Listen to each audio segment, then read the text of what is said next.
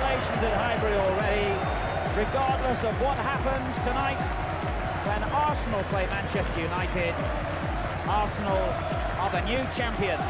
It was glorious, but a glory that has sadly remained long forgotten, consigned to a pre-Premier League past. This is Arsenal's 1991 vintage, not as dramatic as Anfield 89 or as statistically perfect as 2004. But these are the almost invincibles, maybe Arsenal's best team of all time.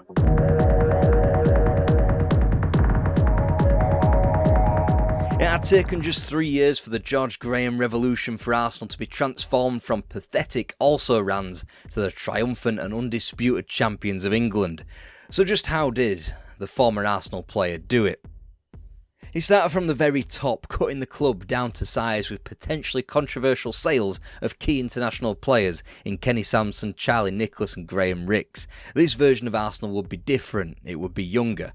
Called a stroller during a previous life as a player at Highbury, George Graham was thundering through the transition upon his return to North London. Tony Adams was plucked from the reserves and made captain, with a midfield full of hungry talent, Paul Merson, Michael Thomas and David Rocastle, who would govern the entire team. Whilst those four graduated through the fabled Arsenal Academy, Graham wasn't shy about dipping into the transfer market in acquiring bargain purchases, scouring Britain for players who had a lot to prove. 3 of his earliest purchases at the club provided a solidity at the back, from fullback Nigel Winterburn and Lee Dixon, as well as Steve Bold in from Stoke City to partner Tony Adams at the heart of defence. Up the other end of the pitch, Alan Smith was signed from Leicester City to bang in the goals. Graham would be hoping he'd get the goals by the bucket load in North London like a certain other previous Leicester marksman. Of course, I mean Gary Lineker, who's Tottenham Hotspur bound. Before that homecoming could take place, George Graham's plan was working wonders, and ironically enough, it all started with the third leg of a League Cup semi-final against Spurs. Goff trying to close him down, he's got it! It's 1-1! Comes for Allenson, driven first time, it might go anywhere, Newcastle! Arsenal are through to Wembley! Anderson, Adams, Nicholas, off the post, Anderson, yes, it's got in! He's away from Gillespie, Nicholas and Newcastle in the area, Nicholas! Yes! Arsenal are the first winners of the Littlewoods Cup. A good ball by Dixon, finding Smith. But Thomas charging through the midfield. Thomas, it's up for grabs now. Thomas, right at the end. Arsenal, the champions. Arsenal were the biggest team in the land once again. A League Cup won combined by the most important trophy of the lot, the Championship. Good enough achievements in of themselves, especially in such a short space of time, but taken to another level when those successes were won against a dominant team of its day and any day in English football. They say there's only one direction to go from the top of the mountain. Arsenal's very next competitive game of note after Anfield 89 was a trip to Old Trafford, where they shipped 4 goals to a Manchester United team who was supposed to be the worst Manchester United team ever. Before Christmas, the Gunners went to each of White Hart Lane, Goodison Park and Anfield, i.e. their fellow Big Five brethren, and they lost each and every game. They got eliminated at the last 16 of the League Cup, less glamorously away to Oldham Athletic, before QPR sunk the Arsenal in the FA Cup and the season was officially over by January. The Gunners needed a shot in the arm. They went unrepresented in the English team going to Italy for the 1990 World Cup, as each of Tony Adams, Alan Smith and David Rocastle missed the cut when Bobby Robson named his final England squad as manager. For Adams, certainly it spurred him on for more. Being omitted from the squad that summer probably did me and perhaps even Alan and David a power of good in Arsenal terms. I was fresh and full of determination to prove people wrong. Even a player Arsenal would go on to sign that summer who did make the squad would be replaced midway through the tournament following injury. That man was David Seaman, the proposed new number 1 goalkeeper whose prospective signing had Arsenal fans pretty angry anyway. John Lukic was supposed to be one of the finest keepers in the land and had proven that enough during his 7 years at Highbury. George Graham's opinion of that hadn't changed a jot over the summer of 1990. Of the transitioning goal, the manager said, "I still think John Lukic is one of the top 5 keepers in the country, I just think David Seaman's the best." Seaman would be joined by Anders Limpar, acquired from Cremonense for £1 million, a sizable chunk of transfer budget back in 1990. Nicknamed the Super Swede long before Freddie Ljungberg had graced the British shores and donned the red and white, he would be a fan favourite, a cult hero of sorts at Highbury, long before David Seaman caught a slice of love in North London. In the summer of 1990, there was scarcely a much-loved figure in the North Bank than Tony Adams, but as his teammates prepared for a post-season tour, the Arsenal captain and centre-half was being booked in at the local police station. He had been caught drink driving, and whilst he was allowed to leave custody, he was due to have his day in court midway through the upcoming season. Just about when Arsenal supporters' mood couldn't have plummeted so far from such a high merely 12 months previously.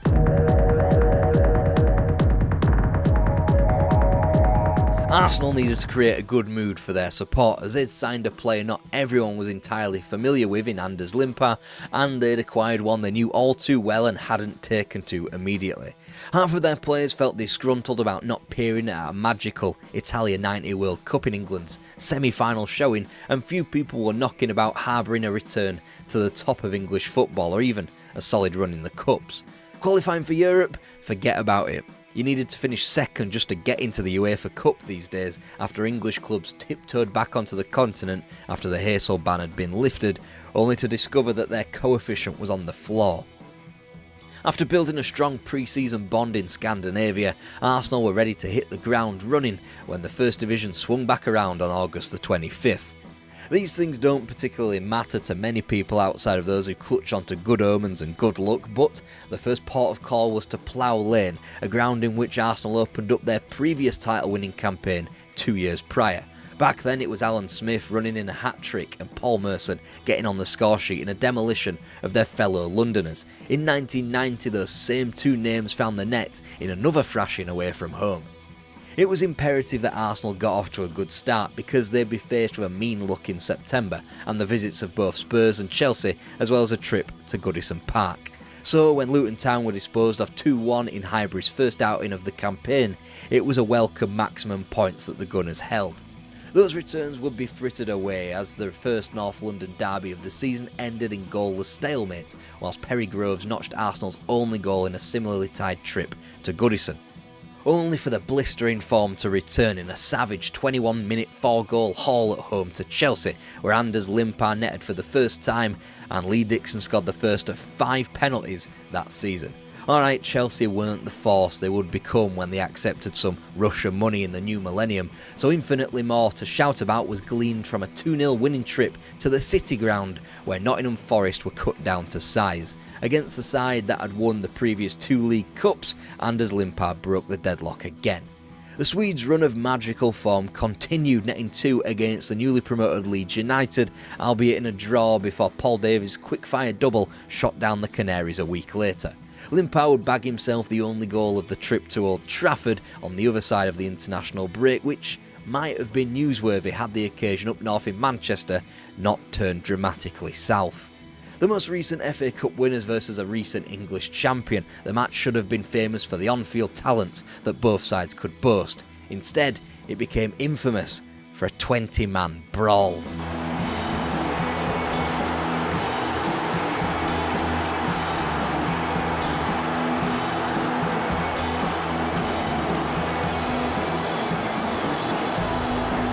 And it was only Dave Seaman who didn't involve himself in the fracas which would cost Arsenal far more than it would United, as the Gunners were fined £50,000 and were deducted a point more than their opponents. An injustice coursed through Arsenal veins and inferred their next bit of form. Lee Dixon was at it again from the spot again, this time at home to Sunderland before a late Limpar double sunk Coventry. A useful point was found at the home of the most recent losing cup finalists, Crystal Palace, before Southampton was smashed for 4 at Highbury. Only when Arsenal visited QPR did they concede in the league for the first time in 2 months, perhaps a charitable act by David Seaman for leaving Rangers in the lurch that summer. Either way, Arsenal won yet again, Paul Merson's late goal prompting an 8-minute turnaround completed by Alan Smith and Kevin Campbell. This unbeaten spell would only be ended in the League Cup as familiar foes met again. So the first free kick of the match, and in, teed up for Blackburn. Hughes inside him, Hughes is unmarked, it's 2-0 for half-time. Sharp, incredibly! And Sharp's hat-trick is there for the taking, and he's got it! Arsenal stunned, and it's 6-2, Danny Wallace. It was a pretty quirky game in that everything Manchester United touched turned to goals, whilst Arsenal didn't perform as horrifically as a 6-2 defeat might suggest. In the end, it meant a two-legged victory over Chester City and a win up at Main Road in the earlier rounds of the League Cup were all for nothing. But Arsenal had much bigger fish to fry anyway. They had the visit of Liverpool to Highbury to begin the traditionally hectic December period. The champions of each of the last 3 seasons met once again to renew their friendly rivalry. Both were undefeated. Arsenal had drawn 4 of their 14 matches, Liverpool only 2. Already a win seemed imperative for the Gunners if they were to win the championship once again.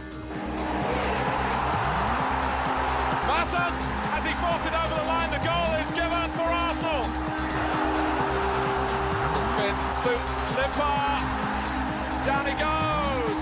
Great responsibility for Dixon, and he's shouldered it. Well, Arsenal certainly stating their credentials for a championship here, and it's rounded off in style by Alan Smith. And on such matches, a lot can be decided even as early as the first week of December. Not that it felt that way in the build-up to Christmas. Arsenal had yet to return to the top and then chucked in their next 3 matches, drawing at Luton and Aston Villa, with a 2-2 at home to Wimbledon, the filling in an awkward pre-Christmas sandwich. And even then it wasn't remotely the worst part about Christmas for Arsenal and their supporters. And that is because on December the 19th, Tony Adams was jailed for drink driving. He would miss only 8 matches of Arsenal's season, out early from Chelmsford prison on good behaviour. He went behind bars with Liverpool clutching onto a 4-point lead with the comfortable supplement of a game in hand, and after serving his time, he'd returned to the club top of the table and the entire landscape of English football had changed. First off, Arsenal received the gift-wrapped opponents of Derby County, Sheffield United and Manchester City between Boxing Day and the New Year, and 9 points were acquired. It helped that Sunderland rolled over for the Gunners in the 3rd round of the FA Cup. Less could be said in that department for Leeds United, who eventually wilted in the 4th round after a 3rd replay. Nonetheless, Arsenal had gone to the home of their fiercest rivals without their defensive talisman and got a point. They'd won at home to Everton too. They were now unbeaten throughout the first 23 matches of the season and led Liverpool by a point ahead of a trip across town to Stamford Bridge. Winterburn. Stewart. That's a marvellous ball to Damien Matthews. Kerry Dixon is in the middle. Matthew to Dixon to the back of the net. And now Smith has got through and got one back.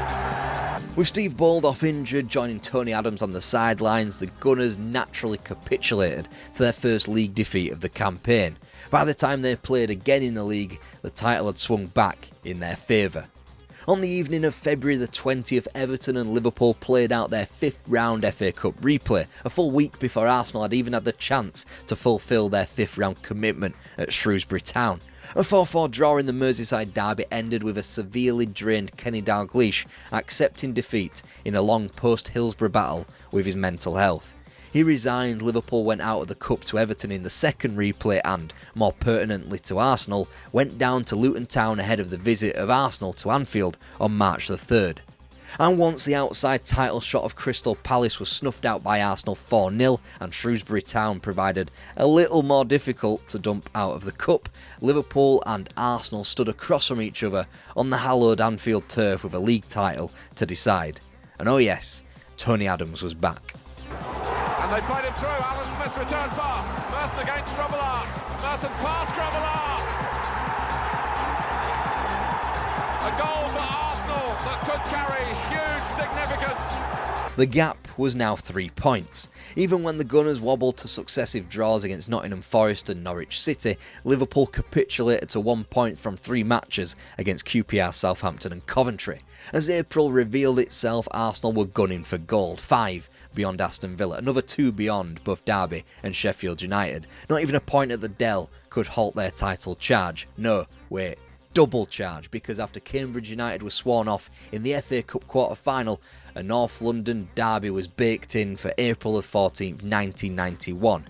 Arsenal, overwhelming favourites for the league, could have one foot inside of a double if they beat their North London rivals, and in a year ending in one. Gascoigne strike. Oh! Are there going to be two up? They are. Allen to the left. Samway's going ahead of Lineker, who's opened it up for himself. Oh, and it's brushed through the goalkeeper. Double dreams over, Arsenal could not get complacent. Now there was still a league to be won, and although that gap to Liverpool stood at 5 points with 5 games to play, Arsenal's title opponents had shown a flicker of life by sticking 5 goals beyond Leeds at Elland Road the afternoon prior to the Gunners' crushing semi-final defeat. Then they stuck a pair of 3-0 wins beyond both Norwich and Crystal Palace in front of the Kop, whilst Arsenal edged nearer and nearer with a draw at home to Man City and a far from convincing win over QPR at Highbury. The gap was down to 3 with 3 to play and a glorious Bank Holiday Monday up at Roker Park, which could have effectively sealed the title in fine fashion thanks to the Gunners' far superior goal difference, especially once news from Stamford Bridge had reached the North East that Liverpool had lost. Instead, Well, a point will be useful to Sunderland, but they love to turn it into 3. With Gabbiadini's help, it's a great effort! What a save! it remained only a matter of time though. Come May the 6th, the next potential title winning day, Arsenal's home tie with Manchester United would be preceded with their title rivals trip to Nottingham Forest. For Liverpool to remain in the hunt, they'd have to hope for a win at the City Ground and for their rivals to slip up at home to United, and that was just to take it to the final day too. A final day where Arsenal faced one of the easier ties in the league, the middling Coventry City at home. Either way, May the 6th was reserved for an Arsenal party, and an Arsenal party is what England received. There's the final whistle. Liverpool relinquished their title. They've lost by 2 goals to 1 here at Nottingham Forest. Handshakes and congratulations at Highbury already. Regardless of what happens tonight, when Arsenal play Manchester United, Arsenal are the new champions. No, there was no high drama to rival Anfield 89, no championship won definitively at the home of a great rival, but a success no less diminished. Arsenal had won the league almost unbeaten, and nobody had done that since the 19th century, and no squad had won such a marathon of a championship season so convincingly.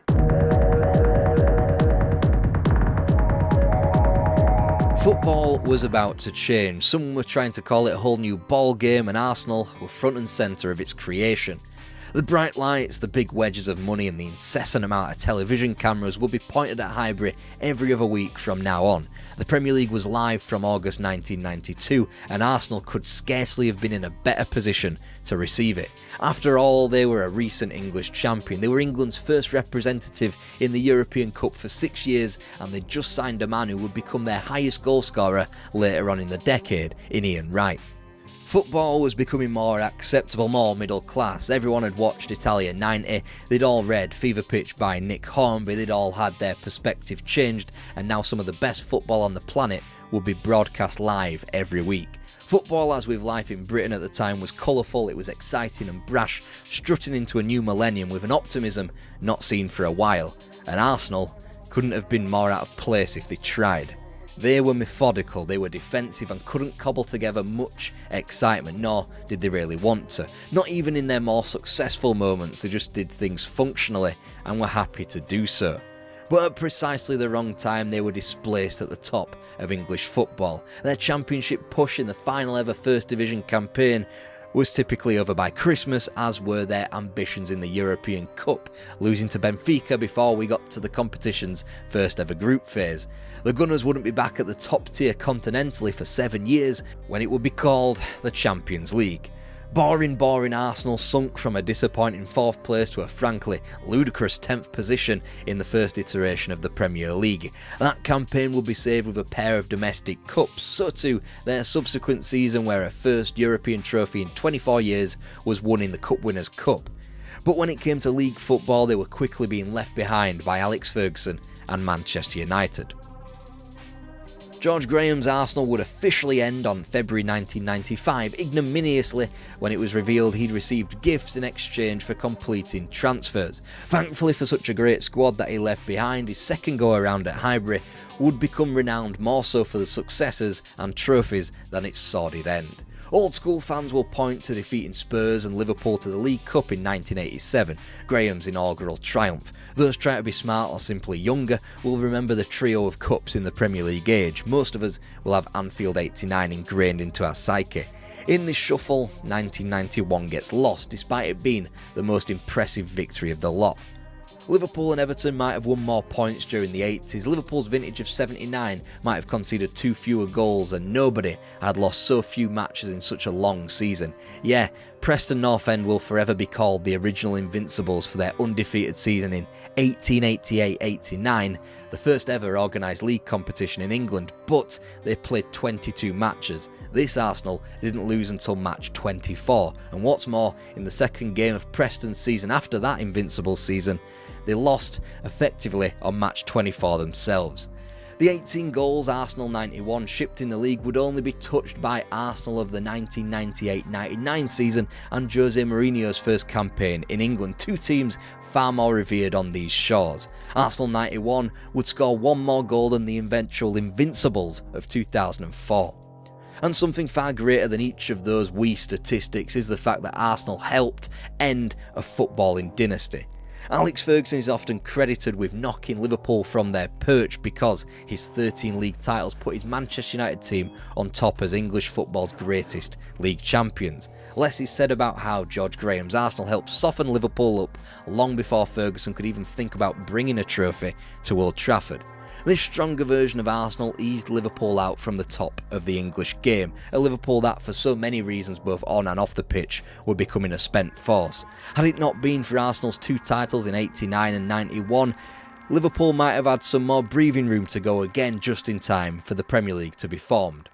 Arsenal would be successful in the Premier League, but it would take some time, but when it did, Alex Ferguson finally got an adequate opponent in Arsene Wenger.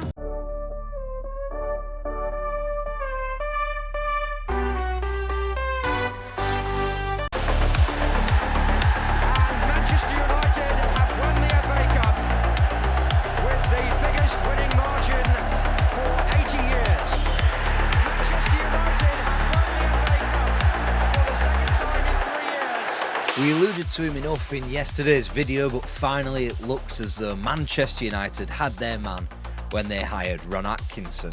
They were back winning silverware again, but could it really be deemed that much of a success? The name on people's lips in the summer of 1981 wasn't Ron Atkinson but Lawrie McMenemy.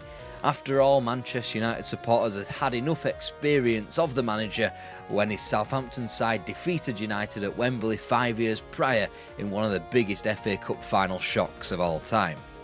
Since then, he had gotten the Saints promoted and they were marching in on being a top-class football club. This was further emphasised by the fact that they had comfortably outperformed United in the league the prior season, finishing 2 points and 2 places ahead of the Red Devils. Unfortunately for United, McMenemy was settled in Hampshire and believed he still owed his current club something as they had a European campaign ahead of them in the UEFA Cup. Therefore, he remained at the Dell and United would have to source their manager from elsewhere. Another young manager pulling up trees in the early 1980s was Bobby Robson, and another man who had fine experience in embarrassing Manchester United. Case in point was a 6-0 thrashing of Dave Sexton's Reds in the title run-in in 1980.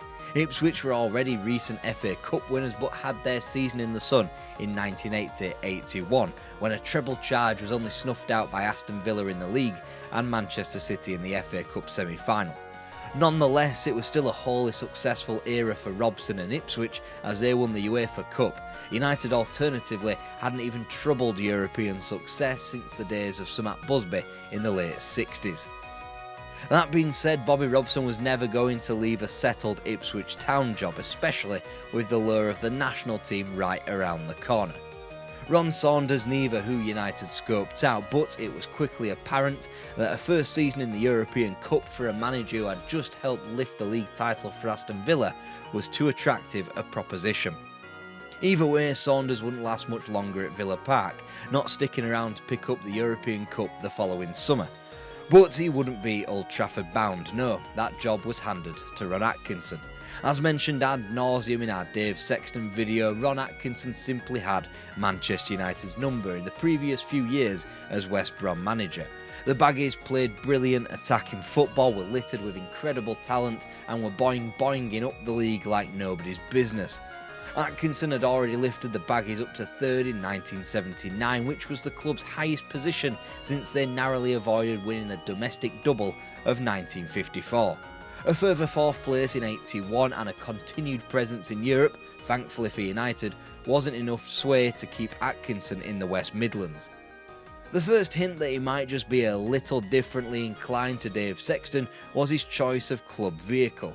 Atkinson would roll in and out of the club in a champagne-coloured Mercedes coupe. The question now was, could Manchester United play champagne football to match?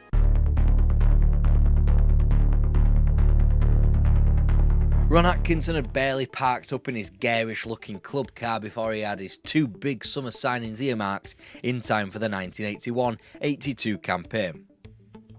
Joining him from his former club West Brom were Remy Moses and the man who would become Captain Marvel and the club's most important player for a decade, Brian Robson. For a combined fee of £2 million, it was the biggest splurge in club history and an enormous signal of intent. It was a big victory for Atkinson right out of the blocks and a huge shot across the bows to any perceived power that might have still lingered in the office of Sir Matt Busby. He couldn't believe the £1.5 million British record fee touted for Robson, but it would ultimately prove a bargain in the years to come. The spending wasn't over there, however, as Frank Stapleton quickly followed for close to £1 million in from Arsenal to replace the outgoing Joe Jordan. There, the supermarket sweep was over. The incomings were not, and in perhaps the greatest move performed by Atkinson that summer or throughout his entire tenure, was to bring in Eric Harrison as a youth coach. Made famous by his scouting and development of the class of '92, it was Harrison who had long made his name at the club for nurturing talent such as Mark Hughes, Norman Whiteside and Clayton Blackmore. They would all make their debuts under Atkinson and had all been at the club long before either Atkinson or Harrison arrived at Old Trafford, but were helped to thrive under the new system at the club. Instantly with the regime change, the club relaxed, and nobody more so than Gary Birtles, who actually rediscovered the art of finding the back of the net. In what was a relatively Lionel Messi-like form at Old Trafford, Birtles netted 11 goals after failing to strike a single league goal in his prior season at the club. Nonetheless, the ruthless Atkinson quickly sold the forward back to Nottingham Forest at the end of the campaign after a return of a goal every 3 games. Once United got out of their winless first 4 fixtures, they looked and felt way more expansive than they had ever done under Dave Sexton. 5 goals were slapped beyond both Wolves and Sunderland before Christmas, and the club even went to Anfield and got the 3 points. But it's all just a matter of perception. United lost just 1 fewer game than in Sexton's final season as manager, scored just 8 more goals and were even defensively more sound, conceding 29 from 42 matches as opposed to the previous tally of 36. It resulted in their climbing up into the league podium, admittedly far behind both Liverpool and Ipswich Town, but it was an incredible foundation to begin a new era on. It, of course, helped that United hadn't won a cup match that season, or even scored a goal in a domestic cup game, losing all 3 fixtures 1-0 in both legs of a second round League Cup fixture against Tottenham and away at Watford in the 3rd round of the FA Cup. Those fortunes couldn't have been more different in the subsequent season.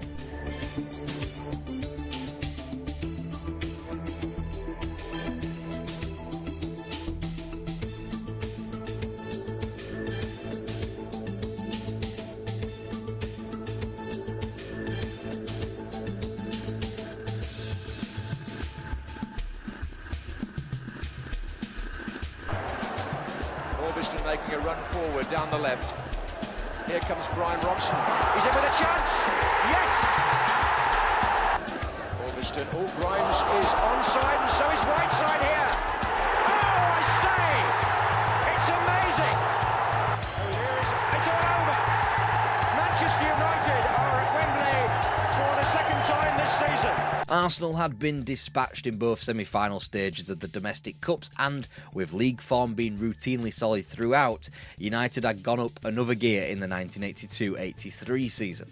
Atkinson improved the squad immeasurably with the signing of the experienced Arnold Muren from Ipswich. His creativity allowed Brian Robson to flourish as he netted 15 goals in 49 matches. Meanwhile, Frank Stapleton, Norman Whiteside and Steve Coppell all chipped in with double figures as well. Whilst United's domestic cup form had been hitherto impeccable up to the key trips to Wembley, the same couldn't be said for their long-awaited return to Europe.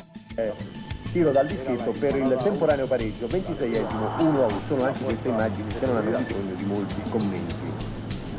Sta di fatto che il Valencia riesce a gol che fugge all'operatore un po'. Extremely bad luck in the first round of UEFA Cup competition to be drawn a team like Valencia, who had been far more experienced and successful in Europe in recent years in comparison to United.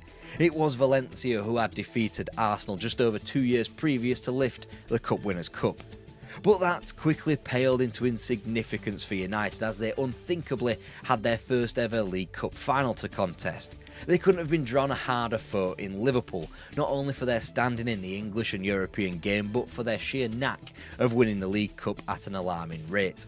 Whilst United hadn't visited Wembley under the guise of participating in the League Cup final, Liverpool had won the previous 2 editions. The match would go the distance. Looks for Whiteside. Took it down beautifully, turned away from Hansen. Whiteside! What a fantastic goal! Again, the outlet is the fullback, Kennedy. It's in! Whelan. And again, Whelan scored it! Brilliant goal! As Liverpool have won the World Cup competition for the 3rd year running. A cruel twist of fate and just 15 minutes separated Manchester United from the League Cup trophy. Regardless, Norman Whiteside, scorer on the day, had his heart set on returning to Wembley later on in the season, as proven with crucial goals in the FA Cup. It was he who split the sides in a cagey 5th round tie with Derby County down at the baseball ground, and he who decided things at Villa Park in the semi-final with Arsenal. And this time, United wouldn't feel so hard done by in terms of their opponents. Instead of Liverpool, this time when United travelled down to Wembley, they'd be meeting Brighton. Outlet now. Crossed in towards Smith. And a goal! And it came back off Jimmy Case for Dutch Vierain. Crossed in once more, Whiteside. And Stapleton! Alverston's made a tremendous break through the middle for Wilkins.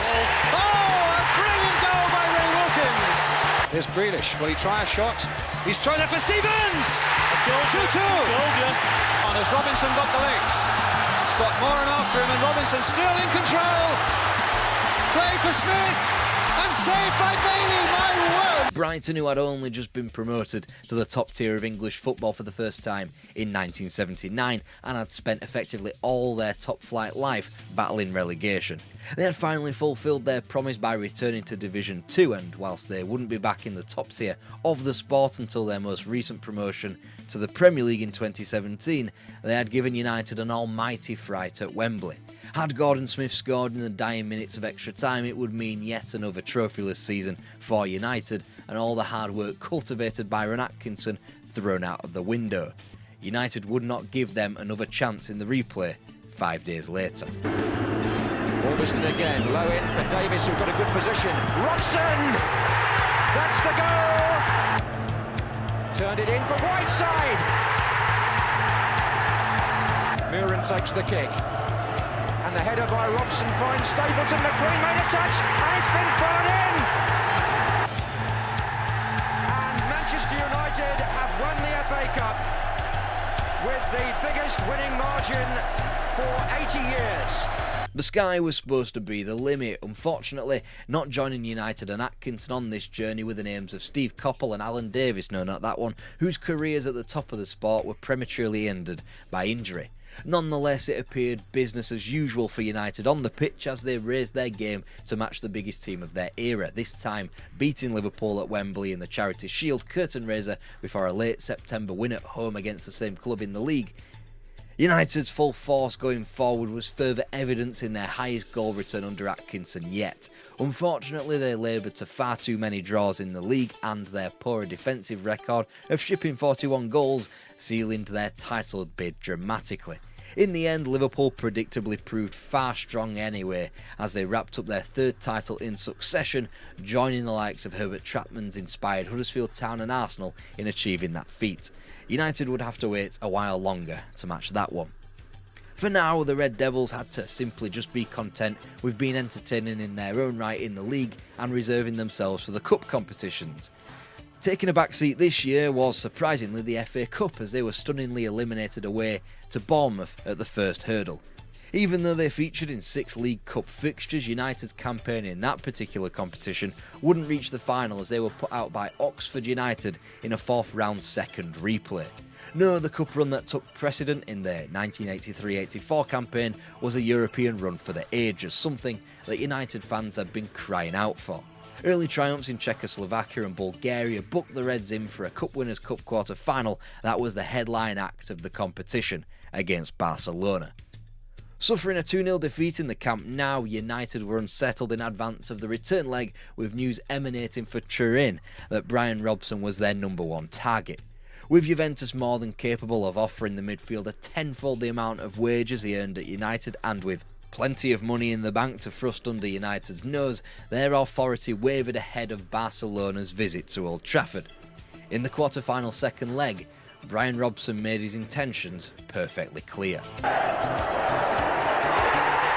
goal! As Vitor played it back carelessly, Baruti cleared with the foot. Wilkins and Baruti in trouble. Robson! Right side, Stapleton! 2 goals in 2 minutes! Inarguably the greatest atmosphere at Old Trafford during Ron Atkinson's time, it probably ranks higher than the silverware that straddles this March night in the Cup Winners' Cup in the minds of supporters who were there. Yes, it was only for a spot in the semi-final of UEFA's tertiary cup competition, but it was Barcelona, and it was a loud, brash indicator of what Manchester United could be.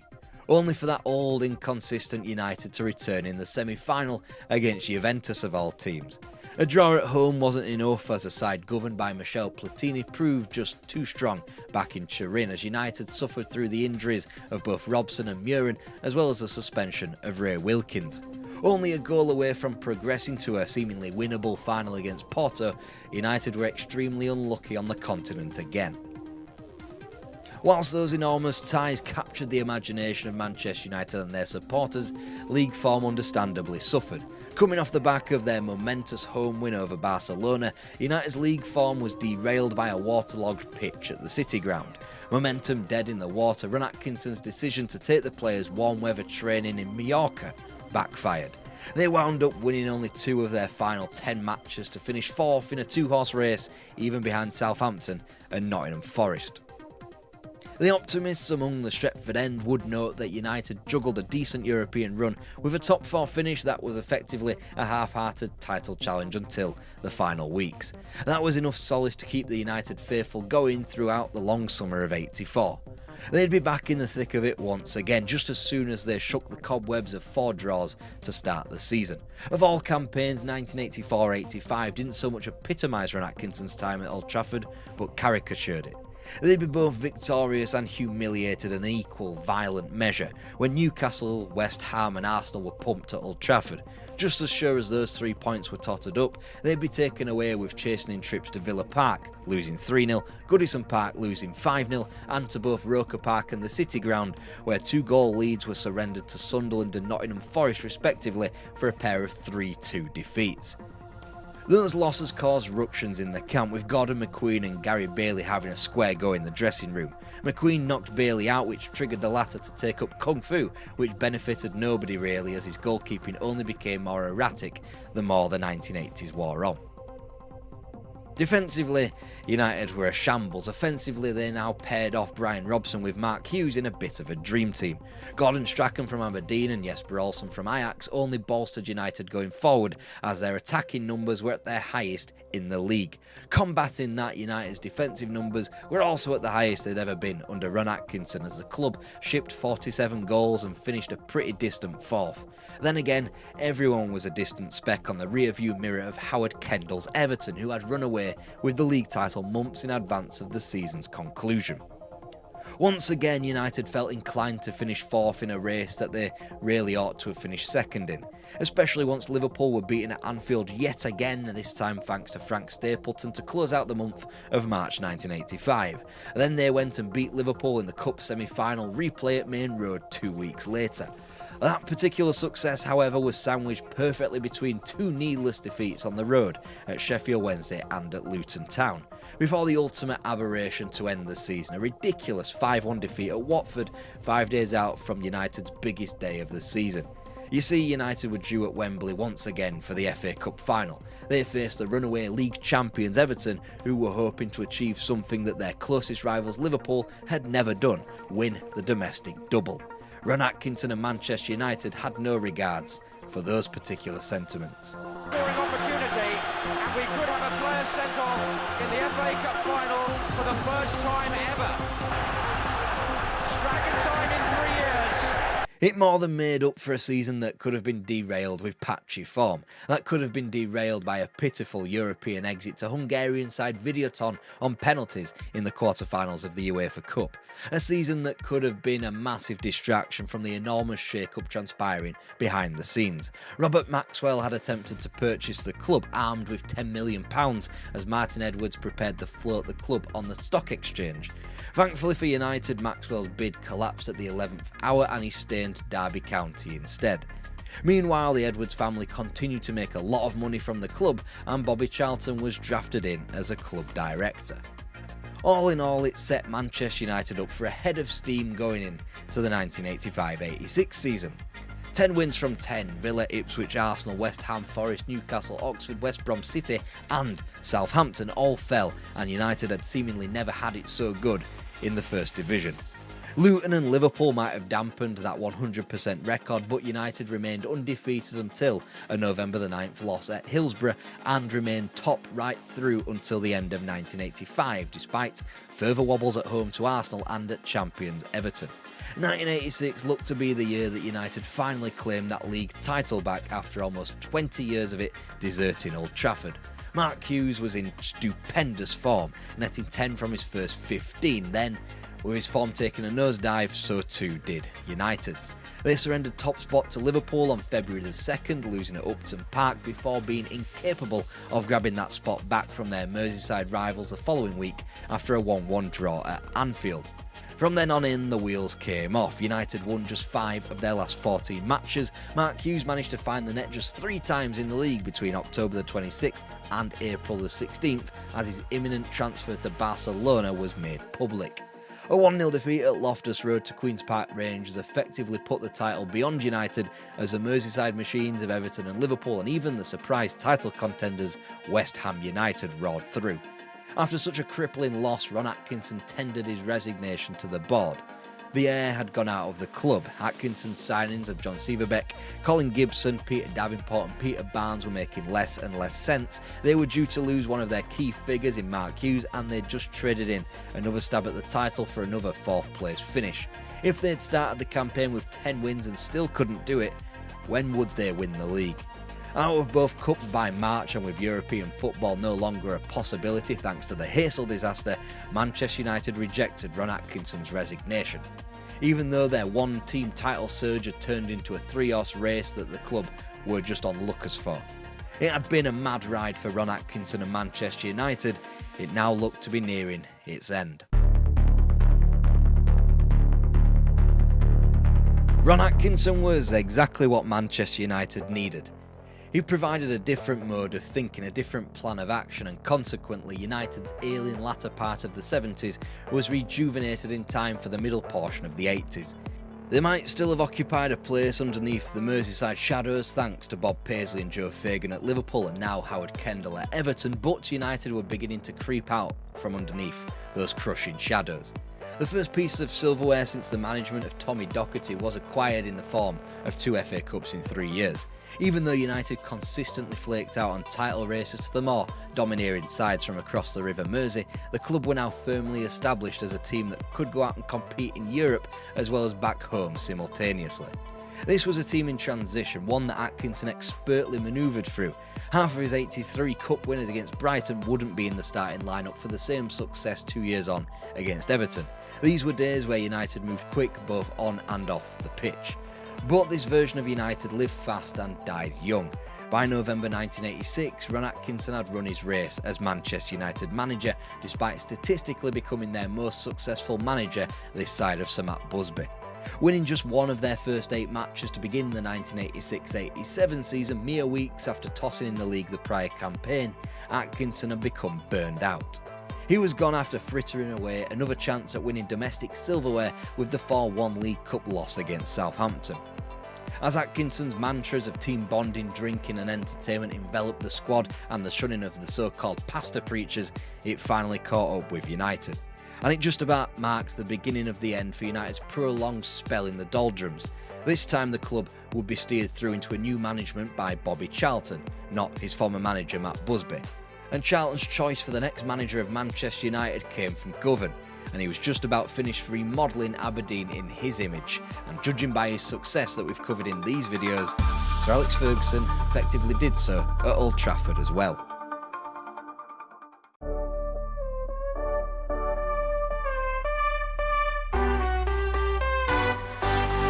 Blackburn Rovers hadn't been relevant for a while now. They were approaching a quarter of a century outside the top flight and even mucked about in Division 3 for a bit. Then Jack Walker came along, then Kenny Dalglish came along. This is the unbelievable rise of Blackburn Rovers. It's finished here as well. Let me say it once again. Blackburn Rovers are the champions.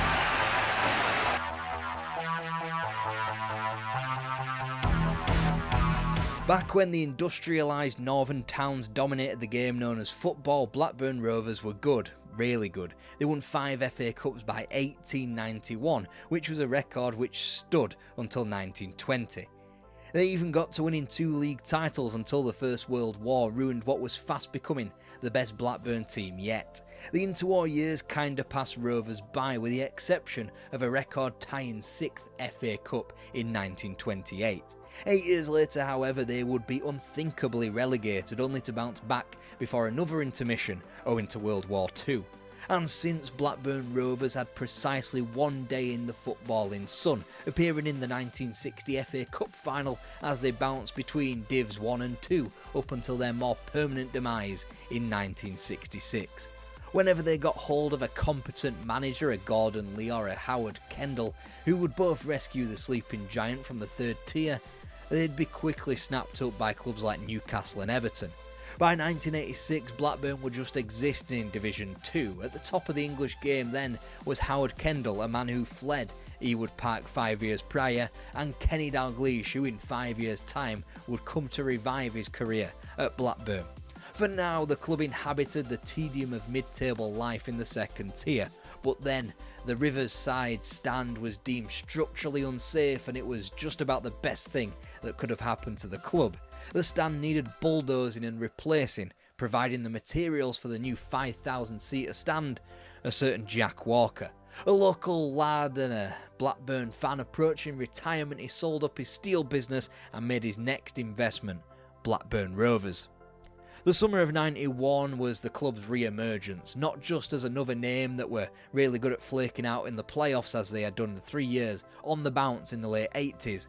The headlines read, Gary Lineker to Blackburn Rovers. It felt seismic had it not been for a Spurs team unwilling to sell the front man to a fellow English club, even for the £1 million that Walker was willing to part with. Don McKay had been the man in the Blackburn dugout since '87, and he, with the aid of Football League inventing the playoffs, he made the club dream again of the big time. When Gary Lineker was joined by Teddy Sheringham and Mike Newell on the list of targets Blackburn failed to attain, months into his ownership, Jack Walker wasn't going to wait around. The club had just come off the back of a near miss in regards to relegation back to Division 3, but armed with Walker's wealth, they had designs on top-flight football just in time for the breakaway Premier League to begin. That ambition was obvious when, in October, the club announced their new manager.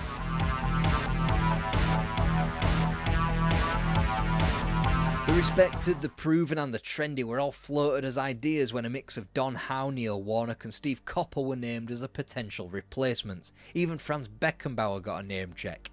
Instead, Kenny Dalglish, after 8 much needed months away from the game, was hired. From here on in, Blackburn Rovers were changed forever.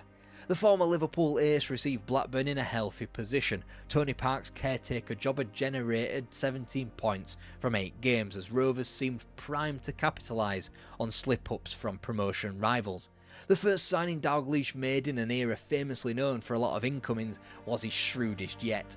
He brought Ray Harford along with him to become his assistant manager. Whilst Rovers fans will know what Hartford as a manager looks like now, in his role as assistant, the tactician to Dalglish's man manager, it was a match made in heaven. The Dalglish era started with what now would be classed as a regulation win, Swindon Town, but this was a Swindon managed by Glenn Hoddle and a team pushing right alongside them to be in the Premier League. Oh, Coleman and then White for the final tackle, separating these two sides. On a chance here, on great play by Hammond. Speedy's there. Corner though, to Swindon Town. Must be the last effort. Oh, and White got the header in. Down goes Mim. Alright, not the best start, but in the lead into Christmas, Blackburn would win 7 games and drop just 5 points. They'd meet some of Division 2's biggest sharks as well, from Newcastle and Middlesbrough to the recently relegated Charlton and Oxford. It all meant that on Christmas Day they stood top of the division on goal difference. Dalglish had already made waves on the transfer front, spending a record $400,000 on a 4th division, Alan Wright. Then Colin Hendry made his long-awaited run for $700,000 and an improved bid belatedly dragged Mike Newell from Everton at a cost of 1.1M. The experience of former European champion Gordon Cowans rounded out the 4-pronged improvement before Dalglish went in again with the club eyeing up the Premier League. They jump back and urging the Rovers to produce one.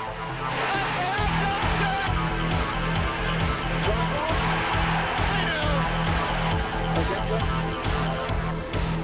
they're Swan is to centre, and it's a goal! Here's Richard Brown. Wilcox. It's in by Speedy!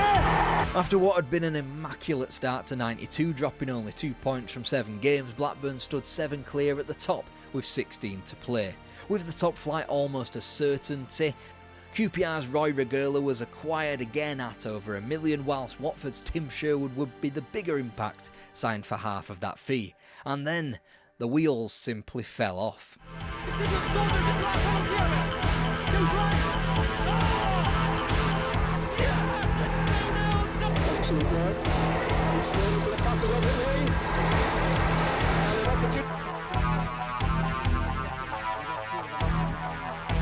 Here is Russell against Mims and it's come off him. It's gone straight back to Russell and he's going to win it, baby. The record, 1 win from 12, and their latest defeat, their 6th in a row, left Rovers outside of the playoff places, from a dead cert for promotion to fighting just to backdoor their way into the top 6. Mike Newell had broken his leg against Newcastle back in February and his replacement was quickly signed. Shearer. No, not that one, Duncan Shearer. Whilst Shearer scored his first Blackburn goal against Barnsley in March 1992, he was nowhere near as prolific as his namesake. Thankfully, Newell returned in double quick time to help Blackburn to a draw at Tranmere on Easter Monday before scoring in an overdue win at home to Millwall. A point at home to Sunderland had clawed Rovers back into the top 6, ahead of a trip down to Plymouth. It was simple, a win and Blackburn were given a second chance at promotion. David Speedy's hat-trick confirmed it. The playoffs wouldn't be easy. Derby County, who had been passed from one sugar daddy to another as they narrowly missed out on automatic promotion. Back it in and it's a great goal! Oh, it's a second goal for Derby County! They've had so much ill fortune so far in this game. A lot of people in the box here. Oh! This could be another one, and it is! Keep the pressure on, it breaks to Atkins here, and it's another chance for Speedy, and this time, Blackburn's third goal on Sunday. More than a ton. Hendry was in there, it's awkward, it's in! Kevin Moran! Take that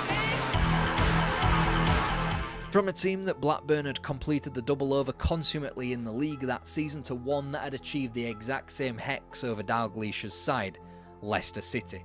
Like Blackburn, they were a relic of the past, but one with more recent top-flight experience. However, this was their first playoff campaign. For Blackburn, the chance for fourth time lucky. In stoppage time, Newell takes it and a score. 26 long years had passed, an entire generation and a half without Blackburn Rovers at the top of English football, but now they were. Instantly they got to work, acquiring Middlesbrough's Stuart Ripley. Together with academy product Jason Wilcox, they'd create a perfect partnership on either wing. Between them, joining Mike Newell up front was the jewel in the Blackburn crown. A statement of intent if ever there was one at a British record fee. The real Shearer, Alan Shearer, signed from Southampton. Now Blackburn were really cooking. And thundering a 25-yard shot. Little flick on from Alan Shearer and smashed in a drive from 12 yards. Only sent the keeper the wrong way. A whole new ball game, they said, with teams of the past champions Leeds, Arsenal, Liverpool, Spurs and Everton quick to flounder under a new intense heat. Someone had to fill the void, and why not Blackburn Rovers?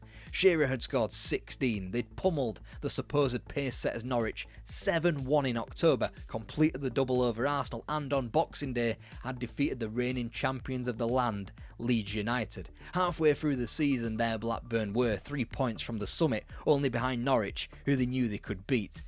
But it was exactly in that victory over Leeds where Rovers' limitations were. A 3-1 win and a brace from Shearer, as typical as it had become, but it was the fact that the front man did his cruciate that Blackburn's nascent run at the title was to be prematurely stopped. Coventry, these two goals by Hendry and Newell did nothing to compensate for the 5 that Coventry scored against us. Went on to convert his second. Time remaining, Gary Pallister crowned United's glory from this free kick. Immediately, the club wilted to 4 defeats from 6, just about the same time that the true title contenders of Man United and Aston Villa revealed themselves.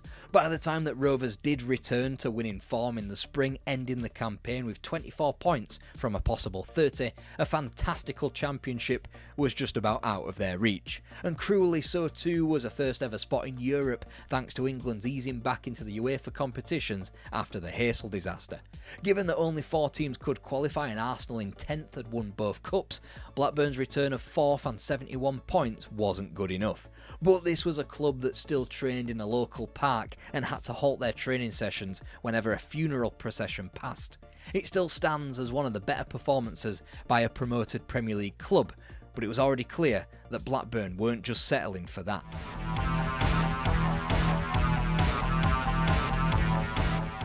Was the season over just as Shearer's cruciate snapped in December? Dalglish had gotten to work over the final weeks before the March transfer deadline. Kevin Gallagher reinforced the front line, scoring 5 towards the back end of the 92-93 season. He would be a good squad option going forward. Graham Lasso solved Blackburn's problem down the left side in defence and could just as easily deputise in midfield. Meanwhile, Lillestrøm's Henning Berg and Bayern Munich's Patrick Anderson would arrive from the continent to differing impacts, and surprisingly, it was Berg that stayed the course. The one man they couldn't reach, however, Roy Keane, who had given Kenny Dalglish his word before going on holiday to Cyprus. He would return from the Med, a Manchester United player, and the rest was history in that respect. Blackburn would make a signing that summer, and he went by the name of Paul Warhurst, a handy option for both the back line and the front line. With an actual training facility being built and improvements to Ewood Park a constant, Blackburn was starting to feel like what Sky demanded a Premier League club should look like, and when Shearer was reintroduced, they started to play like one too. To spare, Karine failed to cope with Ripley's cross, and Mike Newell was the man in pole position. And the ball speeding into the top of the net. Well, Neil Roddickson quick. But despite this, the goalposts had quite clearly been moved. Manchester United had won the title in the first iteration of the Premier League, stumbling to their first championship in a generation.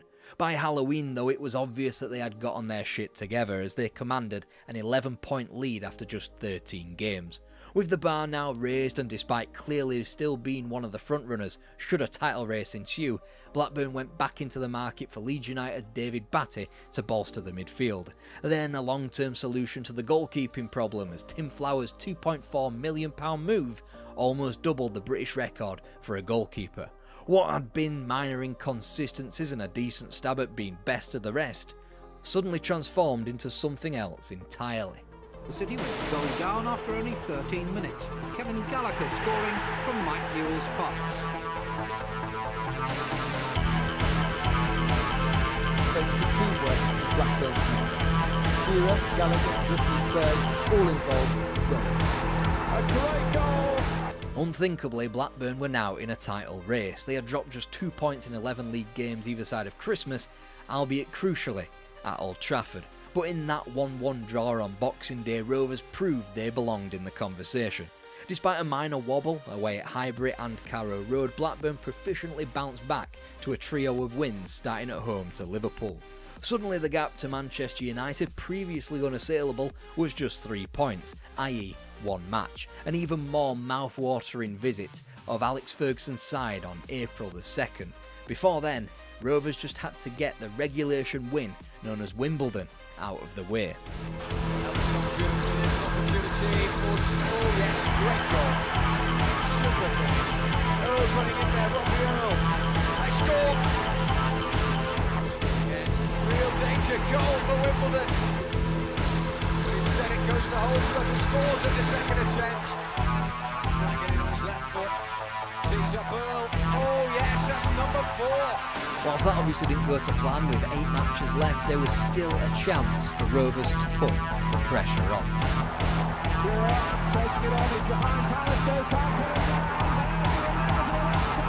The Blues flag was planted. A Shearer brace had returned the gap at the top to just 3 points, and with both Everton and Aston Villa falling in successive weekends, Blackburn proved they were for real.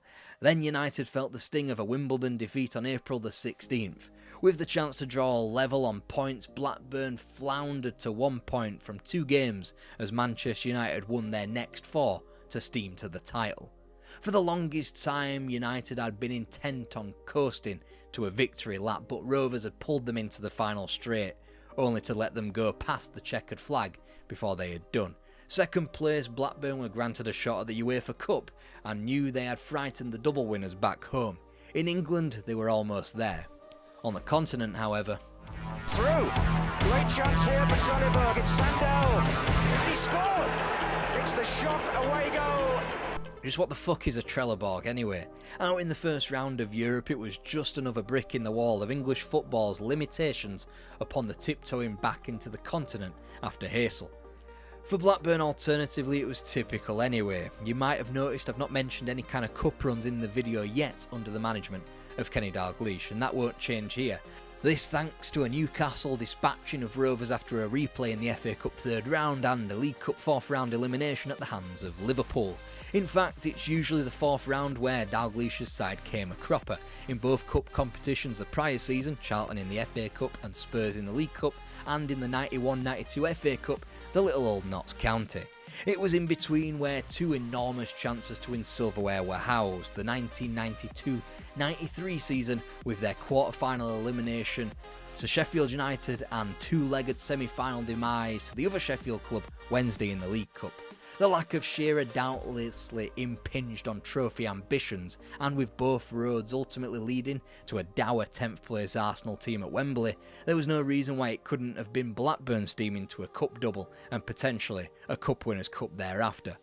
But it all happens for a reason, and in the summer of '94, after beating Arsenal to a £5 million signature of Chris Sutton, Blackburn had rearmed for an assault on the league title in the 94-95 campaign. David May was allowed to leave for title rivals Manchester United, whilst David Batty's elongated foot problems would keep him out for the majority of the season. Factor in a poor pre-season as well as that debacle in Europe, there ought to have been pessimism in Ewood ranks. But take a look at the league form. Minutes to score his second. Fish had to be admired. Shearer hadn't used all his ammunition on the Americans. Undefeated, 4 points ahead of United and only Newcastle ahead of them in the table, Blackburn were back in the mix once again. Sutton and Shearer were combining to deadly effect, Wilcox and Ripley on the wings providing for them. They might not have been as easy on the eye as they had been 2 years prior, Newcastle very much taking on the tag of entertainers from them now, but it is a process many top teams undergo, entertain before realise that winning is the necessity. And after going toe-to-toe with Newcastle, Shearer's penalty sealing a draw up at St James's, as well as a win over Liverpool thanks to a Chris Sutton brace, the visit of Manchester United appeared on the horizon. Michael's come a long way. Oh, and the punch goes to Warhurst. Time is beckoning from Lee Sharp. It's going to be a penalty. Can't believe that decision. Takes it away, which he does.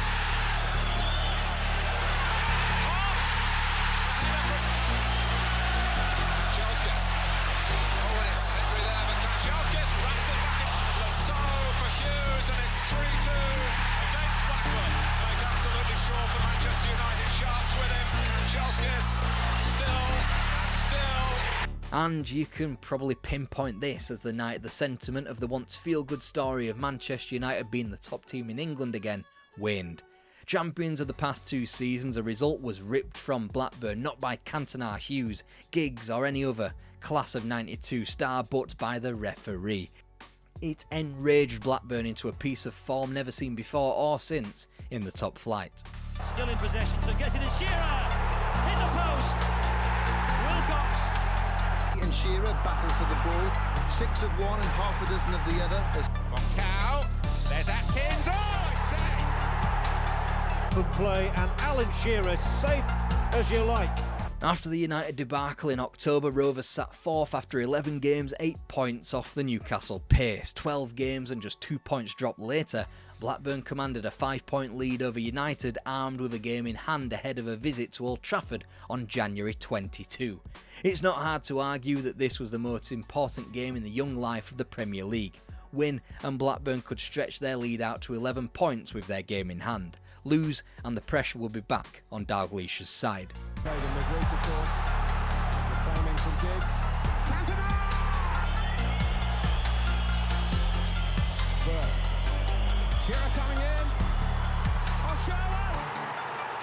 No! He's doing a push against Alan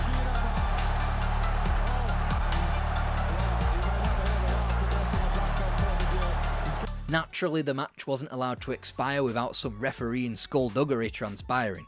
In disallowing a late equaliser in front of the Stretford end, the pendulum of the title race swung back in favour of the team from Manchester. 3 days later, a new contender for the most important match in Premier League history revealed itself, and it wasn't for anything that happened on the pitch either. Oh, what's going on here? Cantona's getting involved with some supporters. And with that kung fu kick, the Premier League had officially arrived. Before, it was just the old First Division with more television cameras, with Keys and Gray interloping. Now, it was the best league in the world. Banned for 9 months, United had lost their talisman, but Blackburn failed to capitalise immediately, picking up a point from games against Leeds and Spurs. It left 2 points between the pair with 15 games to play, as nerves were being shredded on both sides already. It was almost as if Ferguson had preempted a Cantona implosion by signing Andy Cole that January, as United temporarily overtook Rovers at the top of the table on February the 11th.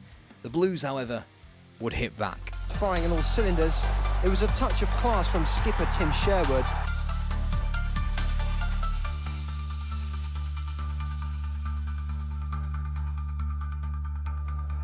And Sutton, and here's Shearer with a chance. Wow. Sherwood bursting from midfield to Cocknall to the... Real test of Blackburn's patience, this. Still no goal. 3/4 of the game gone. Sutton! 8 points ahead with 8 to play. There might not have been any needless 9-0s against Ipswich Town, but it was the form of champions, and Chris Sutton had just ended a 5-month goal drought.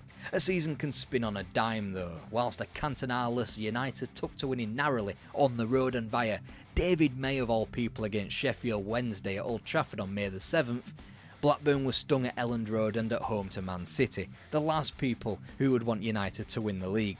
Ferguson hoped Blackburn would do a Devon Lock, presumably a horse racing reference, and they were on their way to doing exactly that.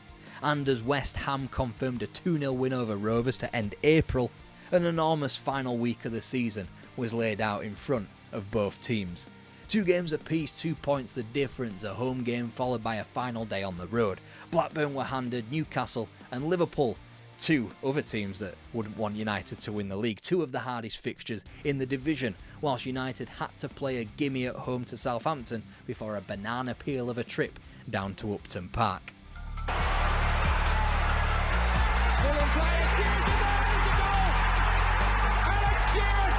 The relief flooded out of Ewood Park with all the pressure transferred to Old Trafford 2 days later. A late Dennis Irwin penalty took things to the final day, where Blackburn would play in front of a bipolar Cop End in the knowledge they needed to win to claim the title. Ripley. Well, he's come for Alan Shearer. Goal for Blackburn Rovers. Free kick. Oh, free header and a goal by McLeod. Manchester United are level. This St Kennedy's cross. Barnes. Real danger to Blackburn. The jury's still out in the championship race. Oh my God! Blackburn Rovers were champions of England once again. They'd graduated from the happy-go-lucky promoter club, simply delighted to be dining at the top table again to playing like champions. Although it would be quickly realised as an anomaly, this Blackburn Rovers side were fully deserving of this championship. From the SAS up front to Wilcox and Ripley steaming down the wings, Sherwood and Hendry keeping things sturdy centrally, to the versatility of Graham Lasso playing left midfield in the final weeks of the campaign. Sadly, it was a predictable top of the mountain. As Manchester United welcomed back Eric Cantona with a second double in 3 seasons, Blackburn were busy fighting each other in a lame Champions League group stage elimination. Kenny Dalglish had long resolved to make the move upstairs to director of football, so Ray Harford was promoted in his stead to the manager's position. He wouldn't last long, just like Rovers' time at the top. They were quickly marooned as yet another Premier League club. When they needed to sign players like Paul Gascoigne, Zinedine Zidane and Christophe Dugarry, they instead acquired Matty Holmes and sold Alan Shearer. Dalglish followed Shearer to St James's Park, and he wouldn't achieve such highs as a football manager ever again.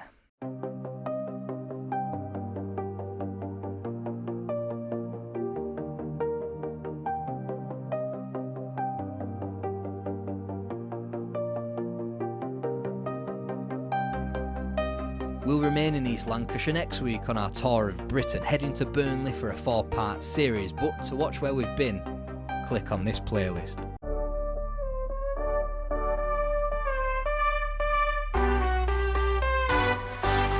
Gillingham will stay in Division 2. He has missed it! Manchester City are up!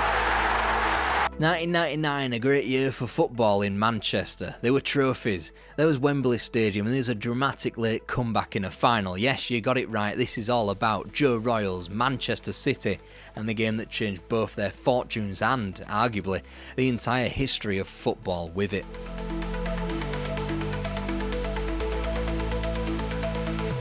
Since we left you in 1983, City underwent a yo-yo cycle, bouncing between Divisions 1 and 2 with perfect synchronicity that went promotion or relegation, brief for a season before back to the promotion or relegation. In this time, City chewed up and spat out managers like Billy McNeil and Jimmy Frizzell before Mel Matchin and Howard Kendall attempted the club's latest stabilisation. And it did look as though Kendall was about to dredge City out of their funk until Everton tugged on his heartstrings and lured him back to Merseyside. It was only when Peter Reid turned up that Main Road could just calm down a bit, and in time too for the advent of the Premier League. Reid even managed to yank City to a higher finish than United one year in 1991, but after a third straight year of top half football in the top flight, he was bizarrely sacked 4 games after signing a contract extension. By the 1995-96 season, what with its horrific start and its final day confusion amid a 2-2 draw against Liverpool, City were back in the Football League. This time there would be no comeback. They had their breather of a season, yes, placing 14th after Alan Ball resigned moments into the campaign. Steve Coppell took 6 games to go I'm resigning on medical grounds before stable winter form under Frank Clark kept City safe. There would be no second breather of a season, much like in the 80s, only this time it didn't end in promotion. The sheen had worn off Frank Clark at Main Road by the February of 1998, when he was brutally sacked after 5 winless matches. He left the club wedged between Ports, Vale and Muff, deep into the relegation zone. Enter Joe Royle, a man who knew the area, knew the club and, crucially, had experience of resurrecting a dead football club in Oldham Athletic to magical effects.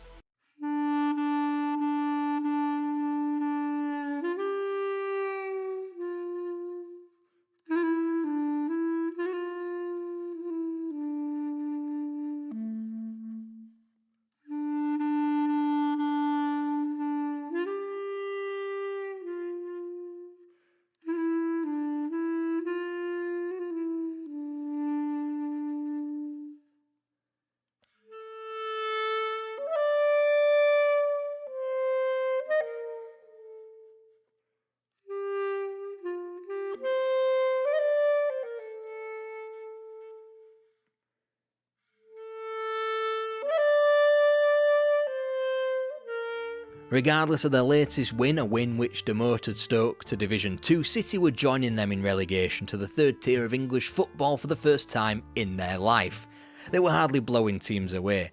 They began their hopefully short Division 2 career bouncing between a 3-0 win at home to Blackpool to a 3-0 defeat away to Kevin Keegan's Fulham before a run of 6 draws from the next 9 league contests against teams like Wrexham, Notts County, Chesterfield and Northampton Town as well. When the draws finally relented in mid-October, they weren't exchanged for the glamour of victory but single-goal defeats at home to Preston North End and Reading, with an indignant defeat at Lincoln City wedged in between.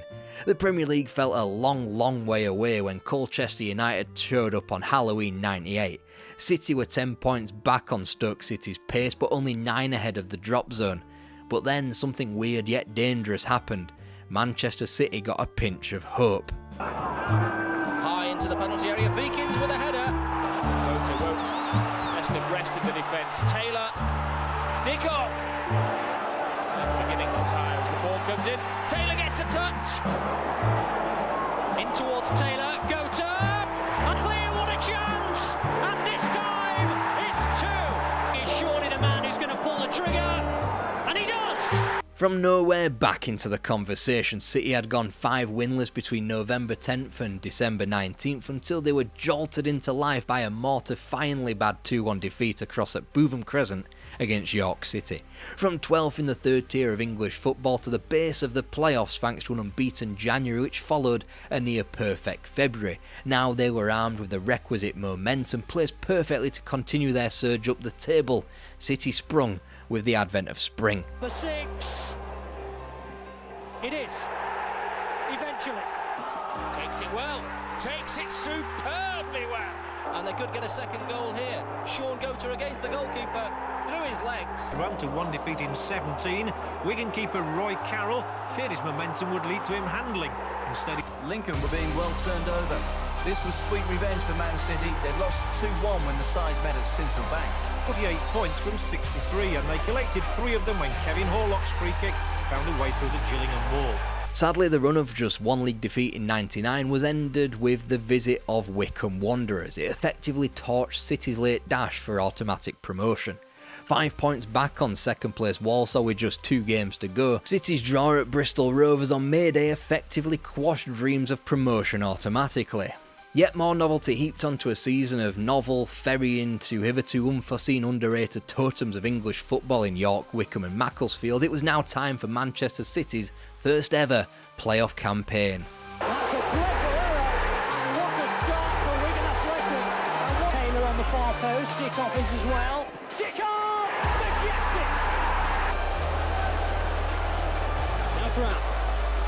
4.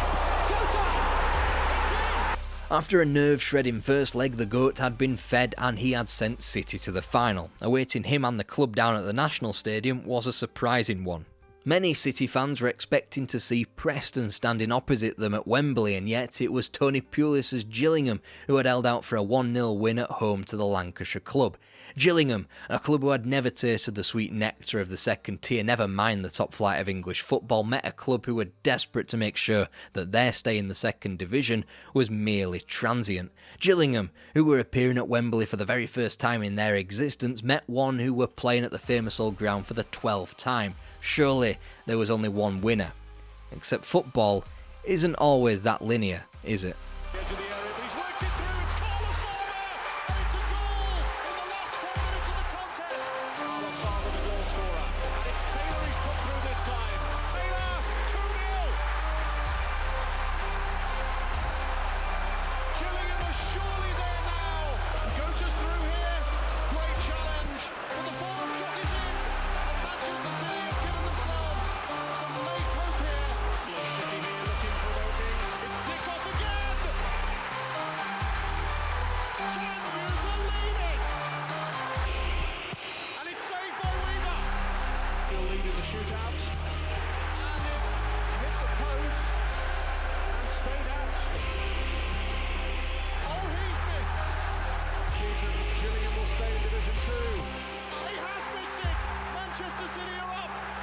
May 1999, a month for Mancunian football comebacks. Now the blue half of the city was back in the second tier of English football. They still had a lot more ground to make up on their red neighbours.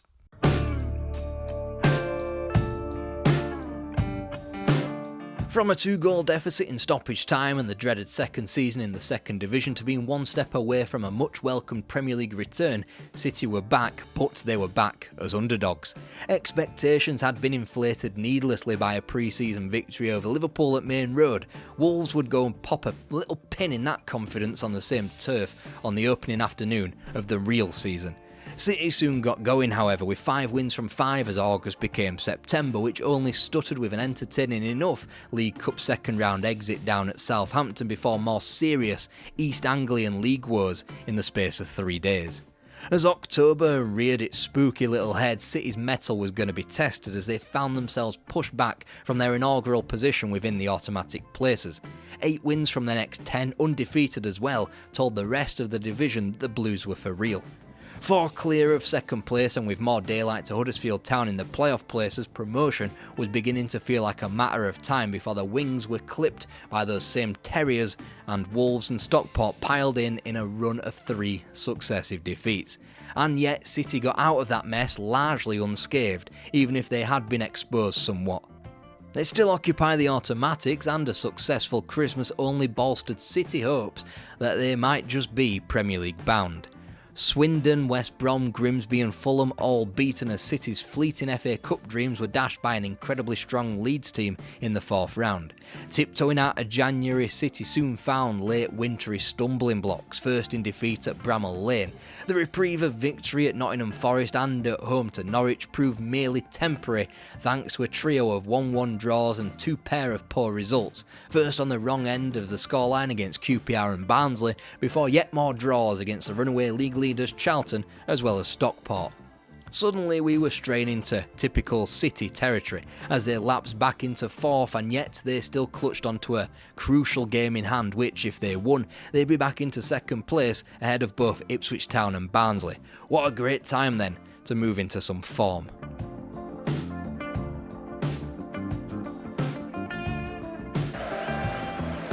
Ball onto the taker, Johnson was in there, and Taylor!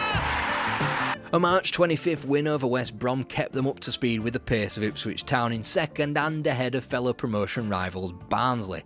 Only after a couple of 2-goal triumphs over Swindon Town and Bolton Wanderers did City finally fulfil their game in hand to jump back into the automatics. A Paul Dickoff brace and a 4-0 thrashing of Crewe Alexandra extended City's rule over 2nd place, only for that to be partially stripped back by an irritating little 1-1 draw with Grimsby Town.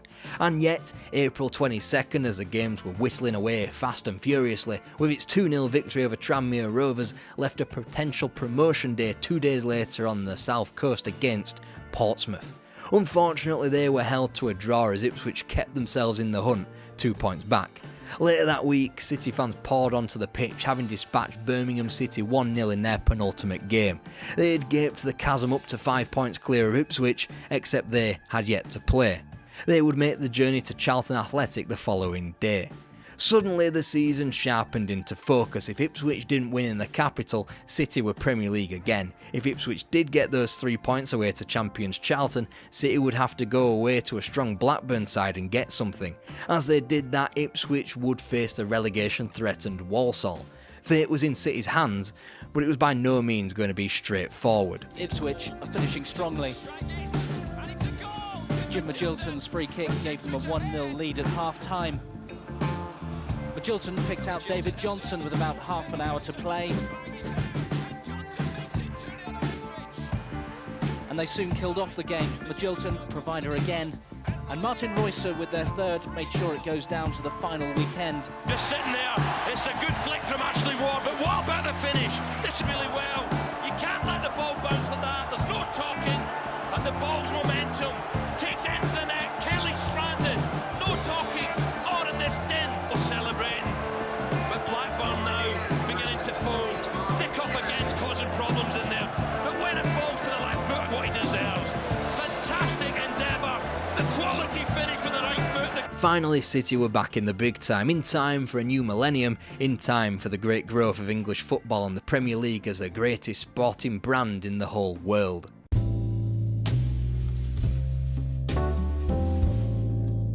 It had been 4 long years since Manchester City had occupied the Premier League. A lot had changed. Their neighbours had been noisy celebrating becoming the best team in world football, and the Premier League had quickly become one of the most sought after brands in the sport. Immediately it was obvious that Manchester City had to invest massively in the squad. Through the door for cash came Leeds' Alf-Inge Haaland, a signing which would have big ramifications a generation later, whilst both Steve Howe and then West Ham's Paulo Wanchope followed him. Easily the most interest was drawn from George Weah's free transfer from Milan, but he wouldn't last long at the club, continuing his checkered Premier League career from his Chelsea days, his 1995 Ballon d'Or a speck in the rear-view mirror of his life. The early stage of the 2000-2001 season meant a nice little old reunion in the League Cup with an old flame, Gillingham, over 2 legs. And whilst George Weah was able to score precisely half of his 4 City goals in normal time, the second leg was renowned for yet another Paul Dickoff late winner against the Gills, with City triumphant again 4-2 after extra time, 5-3 on aggregate. After squeezing through that tie, November was bookended in the competition with a slender win at Aston Villa and at home to the recently relegated Wimbledon. It left City with a perfect chance to return to a cup final as they were paired off with a fellow recently promoted Ipswich Town, a team that City had finished above the prior season. With lower league Birmingham City awaiting in a potential 2-legged semi-final, the winner was surely Millennium Stadium bound. Once again, City plumbed the depths of extra time in the competition thanks to Matt Holland equalising Sean Goater's early opener. The sickening winner, however, came courtesy of Mark Venus. Ipswich were through, they'd botched their semi-final against eventual finalist Birmingham, but they'd have a much better Premier League time of it than City had done. Annoying too, since City had Birmingham's number in the FA Cup 3rd round 3 weeks later in the first days of 2001. And whilst Coventry were dispatched from the next round of the Cup, City would ultimately bow out of the competition away at Anfield to the eventual champions of both domestic cups, Liverpool. Their first Premier League engagement for 4 years was a relatively kind one from the fixture computer handed another promoter club in Charlton away from home. Perfect until the football had to start.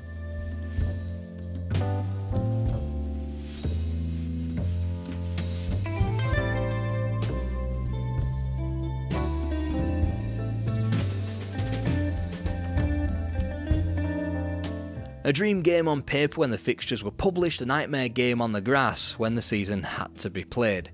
City soon slunk into an inconsistent groove where they were clearly good enough to spring a surprise on Leeds United's best ever Premier League team at the beginning of September, and they clearly had a good enough base level when they recorded a pair of October triumphs against Bradford and Southampton. But they could just as easily chuck in a poor home display, as the August defeat at Main Road against Coventry City showed. But with 4 wins from 10 in their back pocket, City were housed within the top half of the table as October crept to a close. The more the season went on, however, the more City were ground down into a reality of a relegation battle. They had ground to make up in the Premiership, but not this season. And here goes Henry for number 5. 4 for West Ham.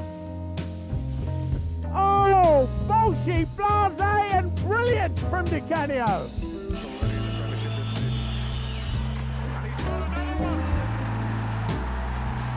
They were now in the thick of it, with seasoned Premier League teams beneath them in Derby, Coventry and Middlesbrough. Backs against the wall, City spectacularly hit back with a 5-0 thrashing of Everton. Maybe it was the big clubs of October, November and December turning up that had City spiralling down the table after all. Then again, City's form wouldn't turn that corner when the fixture list grew kinder into 2001.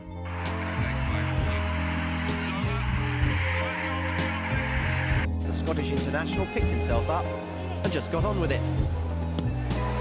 Jensen chasing after that one. Oh, what a goal! An unbelievable strike! In the dying seconds, Keane struck again to produce a scoreline that flattered Leeds. 10 whole league matches came and went without a single victory. Derby even came back around a second time as the pair shared 2 draws that did nothing for either relegation-strewn team. Surprisingly, City were quite gritty on the road, only losing up at the Stadium of Light to the still surprise package of Sunderland, whilst also carving out draws at Villa Park, Highfield Road and the Riverside Stadium. Unfortunately, their form back at home never lived up to the hype. Whilst Leeds' 4-0 triumph in Manchester and Liverpool's point there were understandable, less so was a slender defeat against a poor Spurs team, and especially Charlton sticking another 4 goals beyond them. Now, City were in trouble. Besides Bradford City, who were quite clearly doomed to demotion, a 4-point gap was a comparative chasm to Middlesbrough, with only they and Derby realistically catchable with only 11 matches to play. They needed a hero to turn the tide, they needed a GOAT. Indeed, it was Sean Gosser who got the second half winner at St James Park, securing a much needed 3 points and a first win on the road since they won at the Dell. And speaking of Southampton, they were next to Main Road, with incredibly winnable fixtures against Bradford, Villa and Everton to come. The build-up to Easter was incredibly crucial.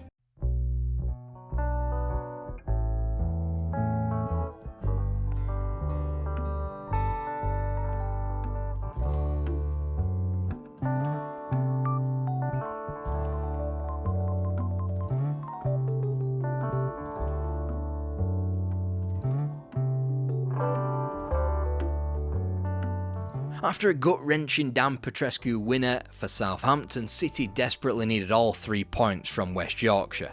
Like a gambler trying desperately to claw back into profit, City continued to lose at the Premier League roulette wheel, conceding 10 in 3 matches. Now 5 games remained and City needed to make up 5 points to save their top-flight skin. What a time then to start to win.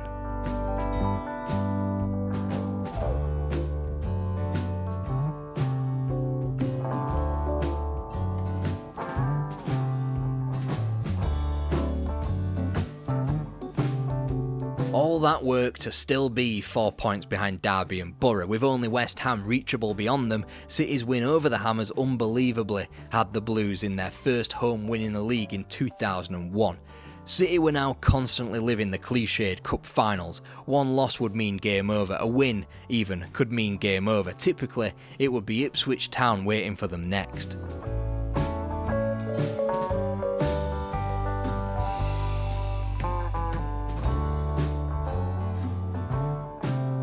Of course it was them to deliver the final cruel blow. Whilst Manchester City would be forced to prepare for the Football League once more, Ipswich Town had a chance to qualify for the fucking Champions League going into the final day.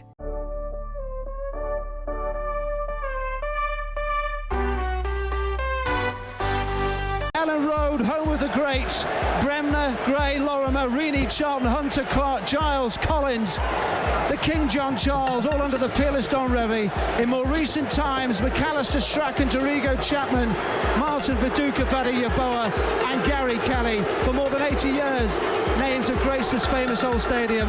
Promotions, championships, honours, league and FA Cups. Every domestic honour has come their way. And now, disgrace here, and unfortunately the darkest hour, the darkest day in the club's history, forever tainted by the fans on the pitch right now, and the names of Dennis Wise and Ken Bates will not be remembered kindly for what has happened to this club over the last few months. Leeds Jol is a phrase used in South Korea that translates to Leeds days and refers to somebody's golden age.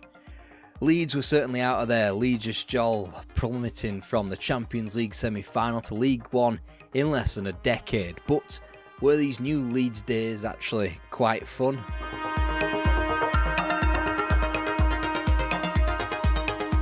Leeds United had woken up from living the dream and entered their deepest nightmare.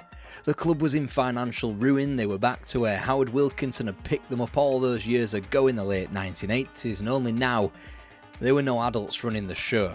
Taking over from Eddie Gray was Kevin Blackwell, and he inherited one of the biggest messes English football had ever seen. Very few players from their heyday remained as the fire sale began, from the 3 transfers of Danny Mills, Dominic Matteo and Michael Bridges to the inadequate money recouped for talent like James Milner, Mark Viduka and Paul Robinson. Before the ultimate humiliation, Alan Smith signed for Manchester United. The local boy had just gone to the literal devils. In their place were players past their prime in Julian Joachim, Steve Guppy and Brian Dean, those that never had a prime. To begin with, Michael Ricketts and Danny Pugh. Hits it left footed, takes a wicked deflection. Sullivan was big now, forward and stretching the Leeds defence once again. There's Roberts. And Kevin Blackwell's men were getting to grips with the demands of the championship. He's in the centre, Bullard still, and he'll score. The situation McLaren takes, and Marcus back heel. 37 Hull players were used in the 2004-05 campaign, and that hellacious turnover was enough to have them 19th by Christmas Day and fearing the worst. Thankfully, a more solid second half of the season restored Leeds, but only to the anonymity of mid-table. That's some of the whirling dervish of Leeds United quickened again, only they were lethal, saleable products from the academy that had been so fruitful in the 90s. All that was left was Aaron Lennon, who left for a nominal fee. Meanwhile, Seth Johnson snuck out on a Bosman back to Derby, whilst other famous names in Lucas Radaby and Eric Bakker departed for nothing. Fraser Richardson for Leeds. It was behind Hulls. Luke Lewis though, and Leeds are in front.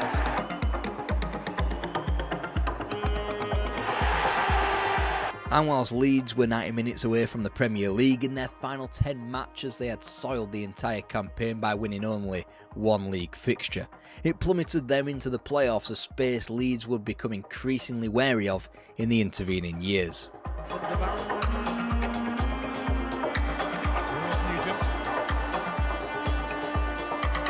Stop him. They can't.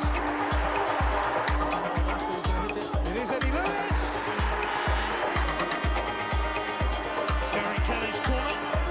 It's a good one. Could Leeds be heading to Cardiff? Holt in the hunt again. And Fraser Richardson. It's in. He has scored. It is 2-0 to Leeds. And Ashley Young delivers. And Jay delivers.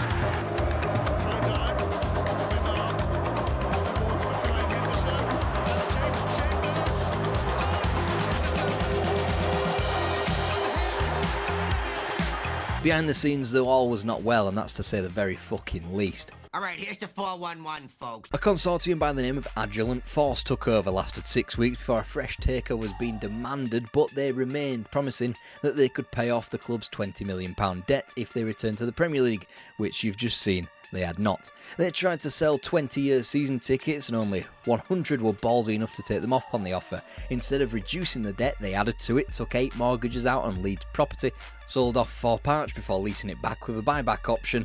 Then they defaulted on a £2 million payment to Inland Revenue, not people to be owing money to, before the club finally underwent a takeover in January 2005. Hello, Ken Bates, whose arrival thwarted administration and allowed Leeds to be a little bit more structured ahead of the promotion push in 2006, which you've just seen. He then promised to keep the club out of administration, increased ticket prices, sacked Kevin Blackwell and sold off Ellen Road to some mysterious hooded figure from the British Virgin Islands to do so, before hiring Dennis Wise with the club skirting relegation to League One, and they went into administration anyway. If the clubs were in shambles beforehand, they certainly were now. With 5 matches left, Leeds were only a point away from the relegation zone, and it was still Dennis Wise tasked with saving the club. As the final whistle blew, it was clear that although they weren't technically down, they'd need a 9-goal reverse against Hull on the final day. It felt like relegation because, frankly, it was. I'll take full responsibility for the whole situation.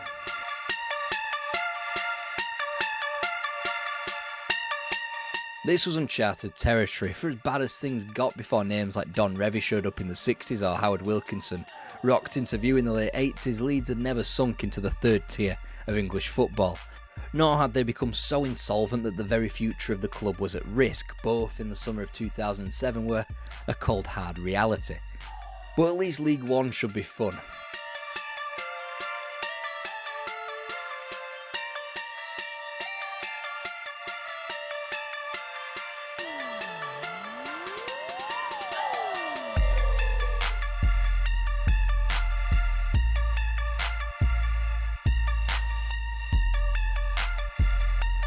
Fun, maybe. Successful, nowhere near.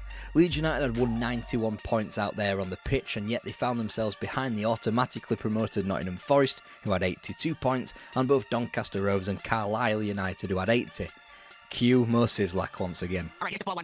After missing payments totalling £200,000 to HMRC, another organisation you really don't want to owe money to, they now kindly requested the full amount owed of £5 million by the end of June. The administration we spoke of earlier, that Bates promised he wouldn't do, happened. Leeds were laughably docked 10 points despite being assured of relegation anyway, as Ken Bates tried to sneakily pay off some of their 1,350 creditors at just 1% by fixing a vote and transferring ownership to himself, and unsurprisingly that didn't go down well. Despite attempts by the club to trot out statements headlined Leeds United 0, Taxman 1, the EFL and its clubs voted to overwhelmingly punish the club. That punishment? 15 points.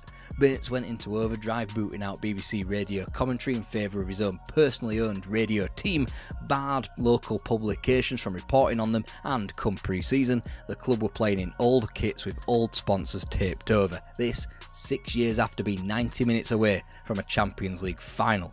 Dennis Wise then ran off to Newcastle United to take up a more lucrative job, allowing a man who actually cared about the club to take over, Gary McAllister. Again, the playoffs. On the volley, he's done it, and it's in. It's 2-0 and Mark Bridge Wilkinson. All very pretty, but it's not effective. There's Huntington, might just be one last effort here for Leeds. Chandel climbing forward, is he going to break one?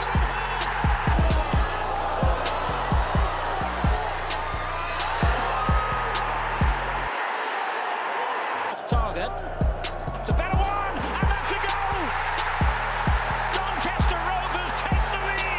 With at least a calming influence from the dugout, Leeds briefly resembled a coherent place, at least in the controllable atmosphere of a match day. Players like Robert Snodgrass, Luciano Becchio and Fabian Delph turned up, but still, Leeds suffered. Decent cross, and there's the opening goal!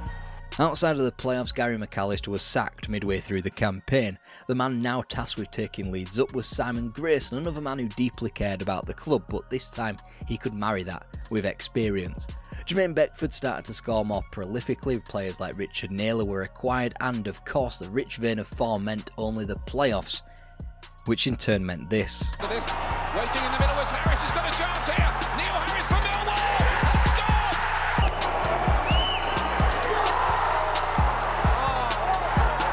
It was obvious now that there was some kind of curse over the club in the playoffs. Some might argue convincingly there still is. Therefore they needed to get into that top two to go up automatically. Best way to start thinking of that naturally was to sell Fabian Delph for £6 million, and not only that, with the deadline of Thorpe Archer's buyback clause also conveniently placed around £6 million, Ken Bates allowed it to lapse. Leeds United entered the 2009-10 season their third in the third tier of English football in a much weaker position.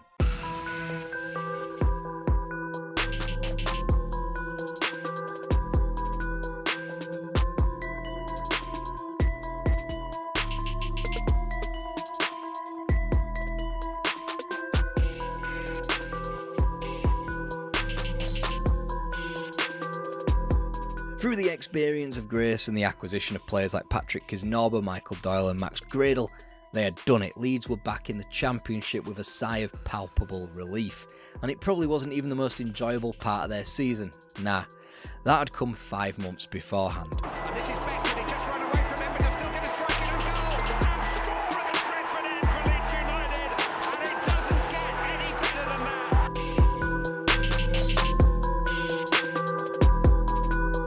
Leeds United were back. They were upwardly mobile and had momentum carried right through the club thanks to their manager and thanks to young and hungry talent. More and more was being unearthed by the day. Johnny Howson and Bradley Johnson were entering peak years. Together with a strike partnership in Becchio and Beckford, Leeds would be a match for anybody. Then naturally, Jermaine Beckford was sold to Everton. Cardiff's Ross McCormack was his replacement and didn't get up to speed immediately, whilst Adam Clayton was sourced from the Manchester City Academy and not ready yet. Behind them, a young goalkeeper by the name of Kasper Schmeichel. A season that should have been one of celebration went a bit like this.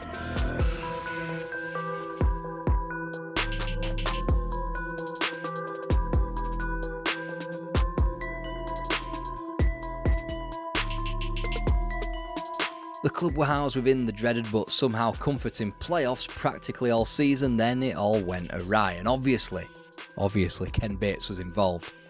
Go on, Mo. Alright, here's the 411, folks. With the club herring towards a potential promotion at the first time of asking, Bates stuck himself into the middle of 2 contract situations and rejected the idea that Bradley Johnson and Neil Kilkenny needed a contract before thwarting all moves for defensive reinforcements that Simon Grayson had previously signed off on. Leeds finished 3 points off the playoffs, sold both Johnson and Kilkenny as well as Schmeichel for good measure. Their replacements were laughable. 34-year-old Michael Brown with 2 goalkeepers in Paul Rachugba and Annie Lonergan were signed. Money was now being spent on executive suites and officers as opposed to players, fees dwarfed by the legal costs of Bates' ramblings in the weekly programme notes. Then there was a small matter of the Premier League wanting to know who actually owned Elland Road and consequently a large chunk of the club. You know, should Leeds actually get promoted? Bates said nuh-uh and continued to tank the club. Max Gradle was sold to Saint Etienne with Danny Pugh bought back to fill his vacancy. Then the unofficial arrangement of Leeds United being a feeder club for Norwich fucking City continued. Johnny Howson following Bradley Johnson. Don't worry, that's a trend that would continue into the following summer when both Robert Snodgrass and Luciano Becchio both decided to chip to Carrow Road. Who'd fill all these voids? Robbie Rogers on a free, obviously. You're probably thinking who? Most Leeds United fans were, as he played just 4 times before sneaking off to Stevenage on loan as Simon Grayson told Bates to stick his job up his arse, and as if to try to add petrol onto an already smouldering wreckage, Neil Warnock was hired.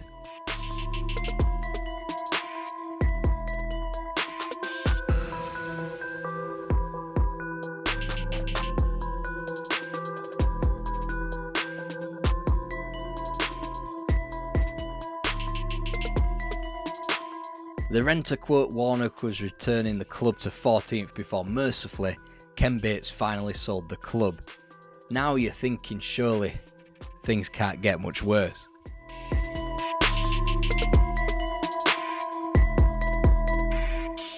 As Neil Warnock was signing players he would go on to call sewer rats, no not Paddy Kenny, El Hadj Diouf, Bates handed the club to the romantically named Gulf Finance House Capital. No track record in football, it didn't matter because Leeds United had stopped being a football club years ago. Warnock didn't last much longer after his own player Ross McCormack told him to fuck off mid-match. In came Brian McDermott and things were actually alright at first.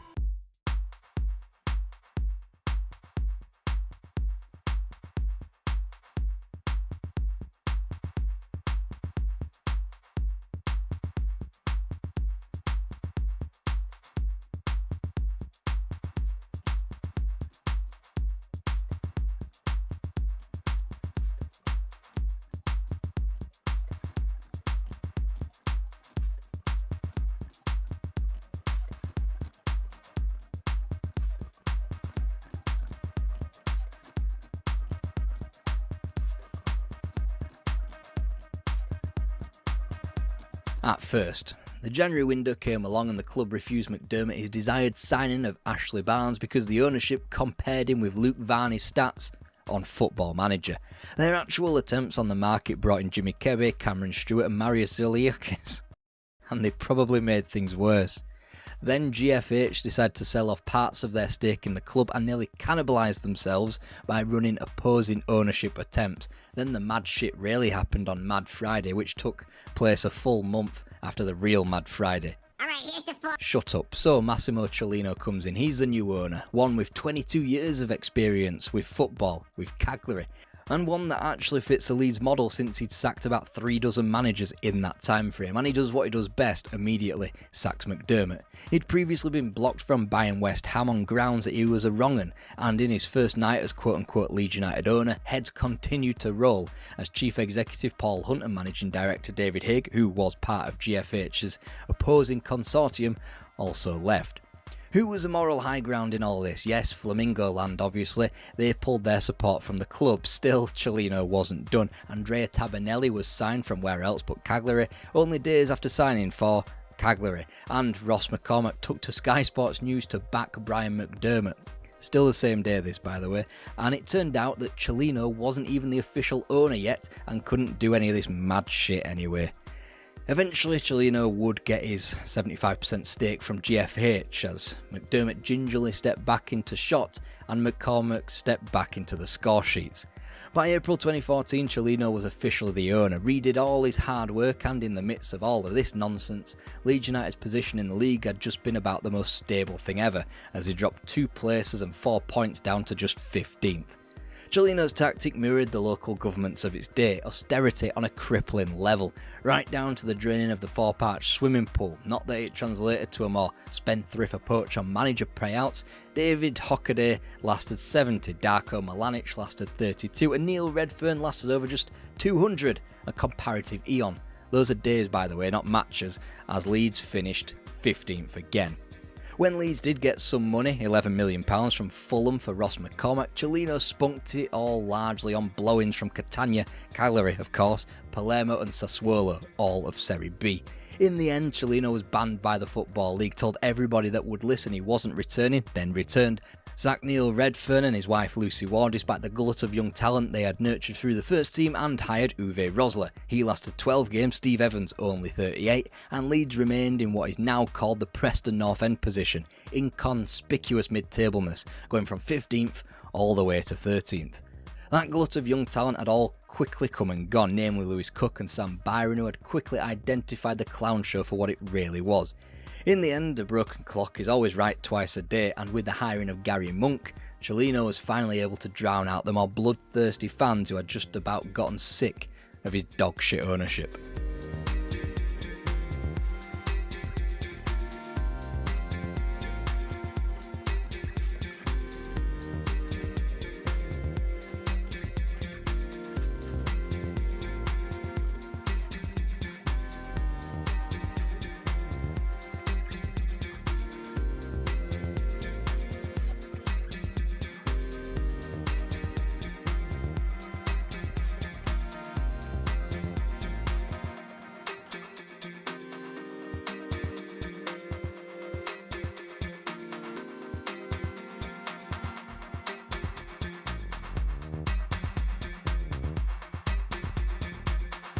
And still it wasn't enough. All that swimming against the tide just to collapse into a gut-wrenching 7th place finish and then see your local rivals get promotion via the playoffs anyway. As Huddersfield Town was starstruck by their new place in the Premier League, some of that positivity finally bled elsewhere in West Yorkshire. Welcome back to Ellen Road. Delighted to have you here this morning following last night's fantastic victory against Derby, and to introduce you to our new co-owner, Andrea Radrizzani. It finally returned to Elland Road, where the ownership of the club passed from one Italian to another, and to Andrea Radrizzani. He ended all the fun Leeds United supporters weren't having.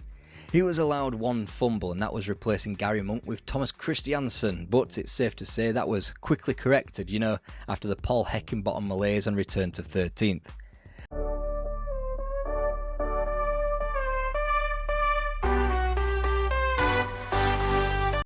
Who's the front Simon Boo? Me.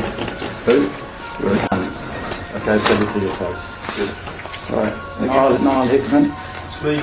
Fucking out of order. Absolutely fucking out of order. Minutes later, Orient hit a 6, but Log Perez pulled the ball back for Harry Baker. The Football League season starts in just 2 weeks' time. This is what Newcastle United were now. Forget the glory days of Joe Harvey, the cult heroes like Gazza and Waddle. They're loving it so much until you're red in the face, like Keegan or the Robson Wonderland. This was the Mike Ashley era, a time that nearly killed the club.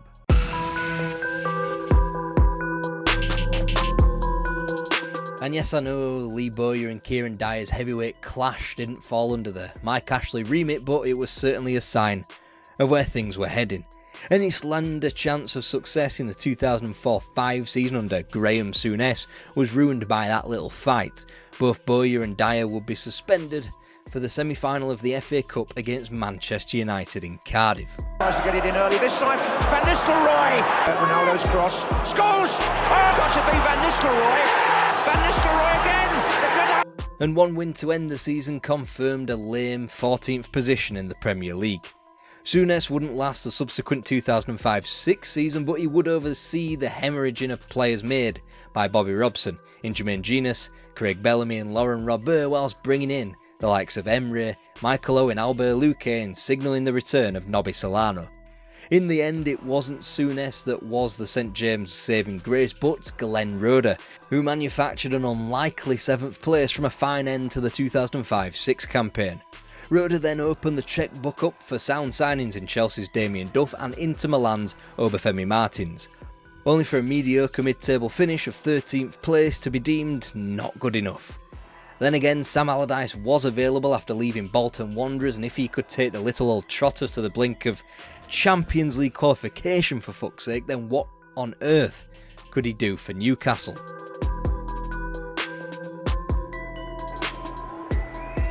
Cranshaw delivers. Oh, it's gone straight through! A 4th goal for Portsmouth. The middle. Torres inside. It's Barber. It's all over. January it was, by the time he was finally cut. Whilst Allardyce was quick to send a trio of United players down to Upton Park in Scott Parker, Kieran Dyer and Nobby Solano, he seemingly had improved upon the squad to the tune of Mark Viduka, Alan Smith, Jose Enrique, Joey Barton and Jeremy, as well as a deadline day Senegalese double of Abdoulaye Faye and Habib Beye that screamed Bolton Wanderers cult Barkley heroes. Only problem was, another incoming that summer.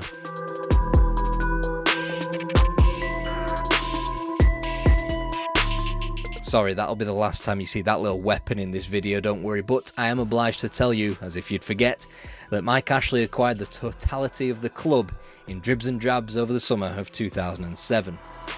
It's been an incredible few days. An entire city and its people rejuvenated. A football club ready to be revived. And yes, Guy Mowbray, they might well have been revived had the club been built on more solid foundations and a hope, a prayer and a transparent attempt by a new owner to get the club supporters back on board. And he's in on goal!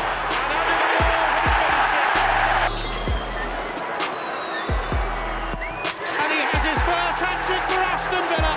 I think I've pain on nerves. Zaha! 5! Needless to say, it did not work. Only a late 7-game unbeaten rally in March and April did anything to stave off relegation to the Championship. But what could Kevin Keegan do given some money and an open transfer window? The summer business started great. Jonas Gutierrez was an excitable winger. In Sebastian Basong and Fabrizio Colaccini you had 2 robust centre-halves. Then Emery gets sold. Then James Milner gets flogged. Chaos ensues. Deadline day passes and Kevin Keegan is incensed, finally negotiating his resignation days later, which throws what could have been a productive summer into complete and utter disrepute. The club was quickly subject to a half-assed takeover bid which, given the runtime still left on this video, means that Mike Ashley rejected it despite announcing his intentions to sell. Wouldn't be the last time he'd pull the rug out from under the fans like that.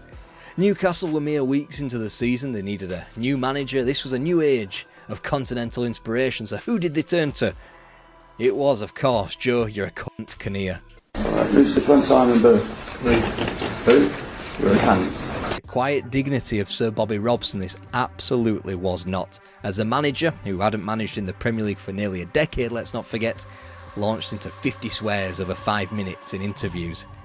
They went unbeaten in the first 3 matches of his tenure, with jailbird Joey Barton scoring for the first time upon his release against West Brom. Again, the Sir Bobby Robson era this was not. Kinnear would tiptoe around his own position, safe in the knowledge he wouldn't be there for long as they bounced from the blunderbuss of a 5-1 loss at home to Liverpool to the Charles Insomnia saga. Finally, ill health took Kinnear to the hospital, not the grave, Jesus Christ. In his place, temporarily, Chris Hughton before a successor was found. He delivered the club's first win since Christmas, a 3-2 win at West Brom. It would be their penultimate triumph of the season. The big idea, with the club spiralling down the drain on April Fool's Day no less, was to hire Alan Shearer as club manager. Safe to say, it did not work. Quickly, Colaccini's left it, Anelka, and off the woodwork, Lampard! In at the heart of the Newcastle defence, to camera, surely must be, and Fulham have the lead at Newcastle United. To Barry, a little deflection! Gareth Barry may claim the goal. Seismic. Newcastle United were relegated from the Premier League. There hadn't been a demotion so shocking in the division outside of Leeds United 5 years prior, and the Magpies didn't even have the excuse of a financial disaster of epic proportions like they did. This alternatively was a blundering mess of decisions from above coming in repeatable and quick-fire fashion.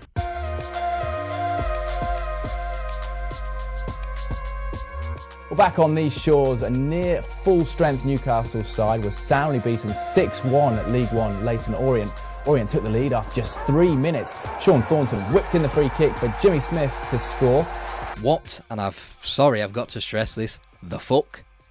Players were told if they didn't want to be here, they were told they needed to leave. Viduka, Owen, Martins, Basong, Bay, Duff, Jeremy all said, alright, go on then, and took them up on the offer.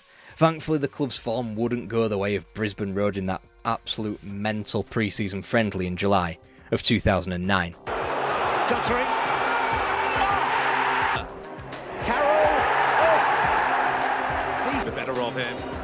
Flick from Guthrie. Bardnall, what a lovely ball in for Ramlich. It's great from Newcastle. Oh, and Despite turning a £20 million transfer profit, the Toon were still strong enough to have visitors to St James Park quaking in their little EFL boots before kick-off, and they were still capable of grinding out late season wins on the road at places like Vicarage Road, the Keep Moat and the Medeski Stadium before promotion was finally sealed.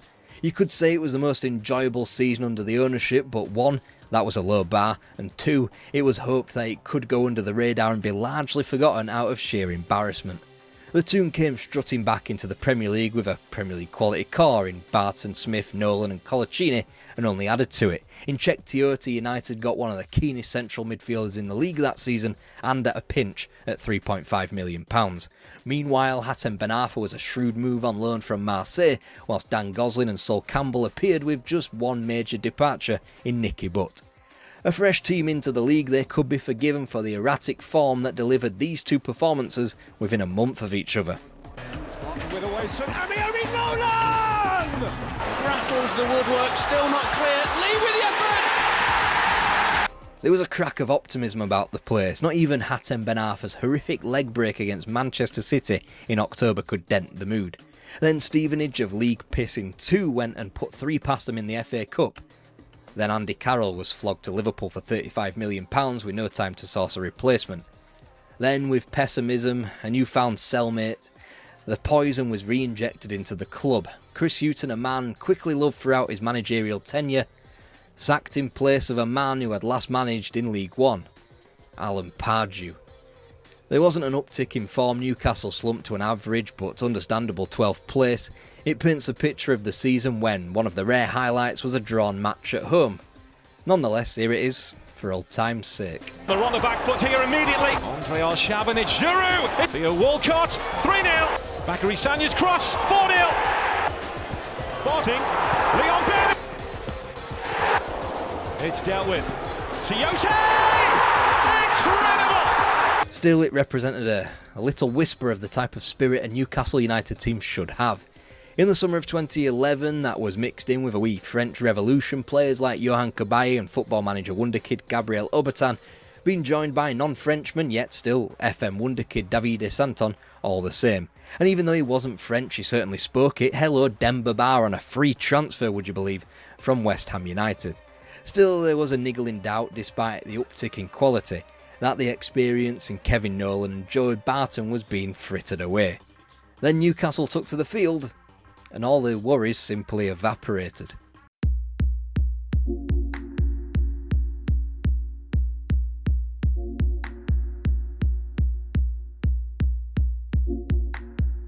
A settled team selection led to an unbeaten first 11 league matches and third place by bonfire night. Whilst it wasn't Kevin Keegan style football, it was getting results. And whilst a turgid spell heading into Christmas could be blamed on a glut of defensive absences, the new year of 2012 was introduced with the sweetest victory imaginable.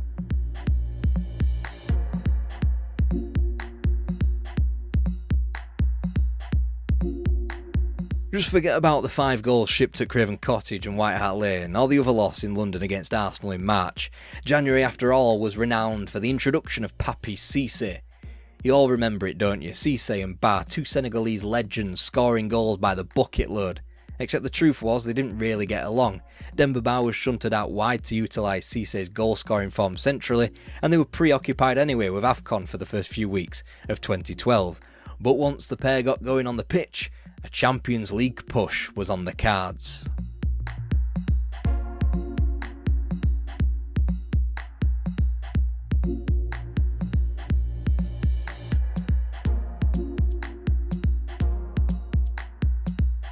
Ultimately, Newcastle fell short. Chelsea's surprise Champions League win in Munich would have barred the Magpies from the competition anyway, even if they had cracked the Premier League's top 4. Nonetheless, a drastic improvement and a first top half finish for 6 years. Just where could Newcastle go from here?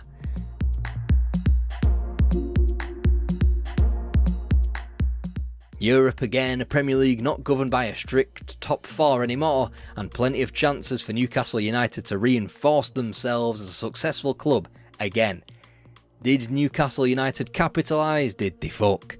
The beginning and end to the club's transfer business was Vernon Anita from Ajax for £6.7 million, whilst breaking even through the departures of fringe players Leon Best, Fraser Forster, Alan Smith, Peter Lovenkrands and Danny Gouffry. For an already thin squad, the embellished Thursday pattern of Europa League games being introduced into the schedule was a disaster. Still, at least the fans had a European expedition to shout about.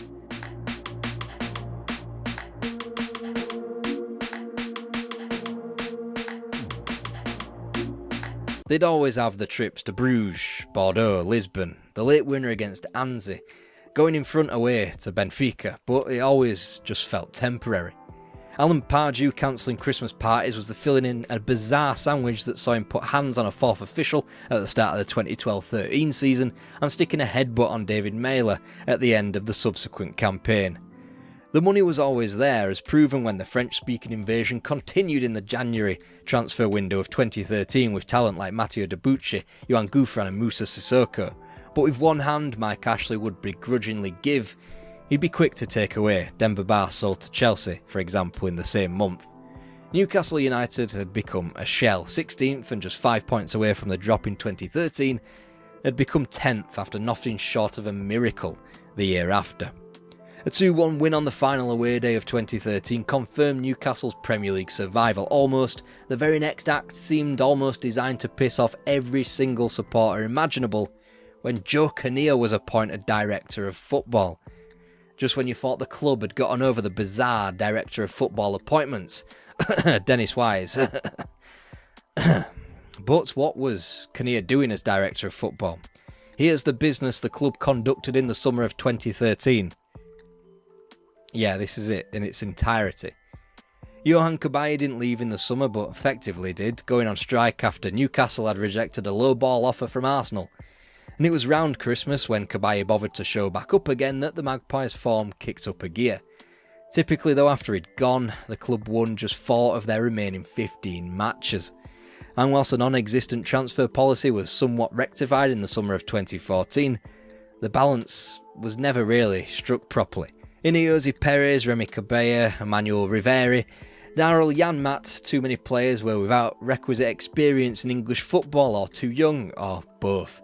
Those that did, Jack Colback, Carl Darlow and Jamal Lascelles, weren't exactly Premier League ready either. So was it even a shock anymore that it took Newcastle United until October 18th to win their first game of the season? Still, Pardew had one last trick up his sleeve, 5 victories on the spin, which took the club from 18th to 5th, with a League Cup triumph at Manchester City interspersed within that run. Before, obviously, he quit a month after this run in favour of a return to Crystal Palace, the mighty Crystal Palace. Fan sentiment hadn't been overly positive towards Pardew, but there was in hindsight an argument to be made that he was potentially the most solid manager in this sordid era at St James's Park. He was certainly better than the successor, John Carver. The former Sir Bobby Robson assistant won precisely 3 games of Premier League football. He told everyone who would listen that he was the best coach in the league and only didn't endanger Newcastle's top flight status because he was hired far too late in the day to be so catastrophic. Somehow though, the club was only mathematically ensured of their Premier League spot for the following season because of a final day 2-0 win over West Ham at home. As the Gallagher breathed a sigh of exasperation with a slight dash of relief, it was patently clear that Carver wouldn't be around for the following season. That summer Mike Ashley actually fronted up Very loose term there. What he actually did was appear in front of a camera, said some empty words along the lines of "I'm not leaving until we've won a trophy," before shuffling off. And that only put the fear of God into Newcastle supporters. How was he ever going to leave if he wasn't capable of running a club good enough to get into the 5th round of the FA Cup? Seriously, go back and have a look. Actually don't, here it is. Newcastle United got eliminated at either the 3rd or 4th round of the Cup in every single season under Mike Ashley's ownership up to that point. Well, he must have had one hell of a managerial choice up his sleeve then. I sort of knew. Oh, Jesus Christ, no. Steve somehow lasted until March, bouncing to and from such seminal moments as conceding 6 at Manchester City, shipping 5 more at Alan Pardew's Crystal Palace, the almighty Crystal Palace, as well as the ultimate indignity, losing 3-0 to the Mackhams in October. The fact that Mike Ashley waited until March the 11th to replace him with Rafael Benitez is even worse than if he hadn't bothered at all to replace Steve McLaren. It took the new coach 5 matches to start to turn the ship around, and in that time they'd been held at home to Sunderland and lost on their travels to eventual champions Leicester, as well as at Carrow Road and St Mary's. It was only a monumentally bad Aston Villa team keeping Newcastle off the foot of the table, and only a great escape of daft proportions that was going to keep the tune up. Still, they went the final 6 unbeaten despite drawing at home to Manchester City, getting a point at Anfield and sticking 5 past Spurs. They were down. The process would repeat itself. Isn't it funny that a full starting 11 full of players can be signed at a moment's notice when an investment is on a downward spiral? The likes of Dwight Gale, Matt Ritchie, Isaac Hayden, Kieran Clark, Grant Hanley among others would sign. The club would blitz through on all comers to return to the Premier League, and then with a guaranteed inflation of cash in the biggest league, most profitable league in the world, let's not forget, Newcastle spending flatlined once again. To be charitable and to lie, this would be to call his business shrewd or savvy. To be realistic and be truthful, it would be to call this type of business unimaginative, lazy and unambitious. Armed with a capable manager in Rafael Benitez, a sizable fan base that poured money into the club and an average band of players, Newcastle were future-proof from relegation. Therefore the investment was protected. The ownership didn't have to spend money. Newcastle's place was now 13th to 10th. Don't get too excited in the cup competitions, wouldn't want the supporters to get too happy. Rafael Benitez would have enough by 2019, with fans completely understandable. Steve Bruce would achieve roughly the same things but leave under a cloud. He was replaced by a complicated salvation. Mike Ashley gone, the PIF in. Newcastle United had escaped the greasy clutches of a topless fat boy retail entrepreneur and found themselves safe in the blood-stained hands of Saudi Arabia. Such was the torment felt for 14 long years. The majority of Newcastle fans have felt comforted by the Middle Eastern embrace. They've given them Wembley as a routine, not a treat. They've given them nights like Paris, Milan and Dortmund. They've given them this.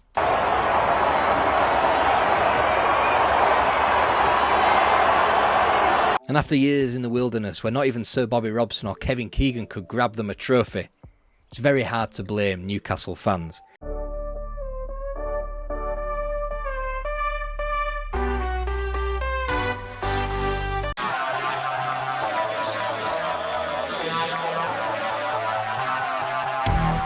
Chelsea had been purchased by Roman Abramovich, but only now were they allowed to be rampantly successful.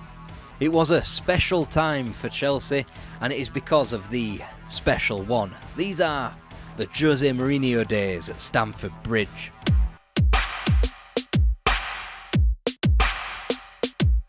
Jose Mourinho was born into football and born into a special life. His grandfather was president of Vitória de Setúbal. His father was a goalkeeper who has a penalty save off Eusebio on his resume, and then after flirting with a playing career, a young Jose decided that he would be best served by becoming a coach. While studying at college, Jose was influenced by a professor named Manuel Sergio, who told him that football knowledge on its own was not enough to become a world-renowned coach. He had to become a psychologist as well. You could say that those early teachings inferred Mourinho's whole professional life thereafter. He left college juggling working as a PE teacher as well as compiling scout reports on his father's opponents before finally officially joining his father at Vittoria di Setúbal as a youth coach. Through Estrella de Amadora and Overense, Jose Mourinho received his big break by working with Bobby Robson at Sporting. Robson took to Mourinho, and through translating as well as his obvious tactical acumen, the Englishman trusted the young upstart enough to take him to Porto and Barcelona, as he was gifted a perfect environment to learn more and more responsibilities. By the mid-90s, Mourinho had found himself linking up with the great tactical thinkers of his day, staying on after Bobby Robson's execution to work under new manager Louis van Gaal. The players at the club read like a who's who of the greater good of modern football management. People like Pep Guardiola, Luis Enrique and Ronald Koeman, more so than Julian Lopetegui, Laurent Blanc and Philippe Cocu. Like Robson, Van Gaal was enamoured enough with the Portuguese coach that he allowed him to give out tactical advice, half-time team talks and coach-friendly matches. By 2000, he had outgrown the position and became the official assistant manager of Benfica. Typically, it wouldn't last long. Thrown in at the deep end after just 4 matches, manager Jupp Heynckes departed, and it was only a further 9 games thereafter in which Mourinho's managerial tenure of Benfica encapsulated because of a dispute with the incoming club president who wanted a new man in the hot seat. Nonetheless, Mourinho worked his way up, taking no hopers União de Liera to 3rd midway through the 2001-2 season with a stubborn counter-attacking style. Even though Liera fell away, the 12-month experience was enough for Porto to take a shot in the dark with Mourinho. It pretty much changed European football forever. At home, Jose would adopt the tactical blueprint of his day, the 4-3-3, and romp to successive Primera titles with Porto. On the continent, however, Mourinho was even more conservative, dropping in a midfield diamond of the holding Costinha, the shuttle-in pair of Manish and Dmitry Elenichev with the talismanic Deco behind 2 number 9s. Meanwhile, the marauding fullbacks of Paulo Ferreira and Nuno Valente created the width. The results? Perfect. It's McCarthy. It's a good save by Howard. It's been turned in by Costinha. Last minute, Porto have pulled off a European shot. And with that, Jose Mourinho was officially not one of the bottle. He was a special one. And there was a football club in England who wanted to be a special one as well.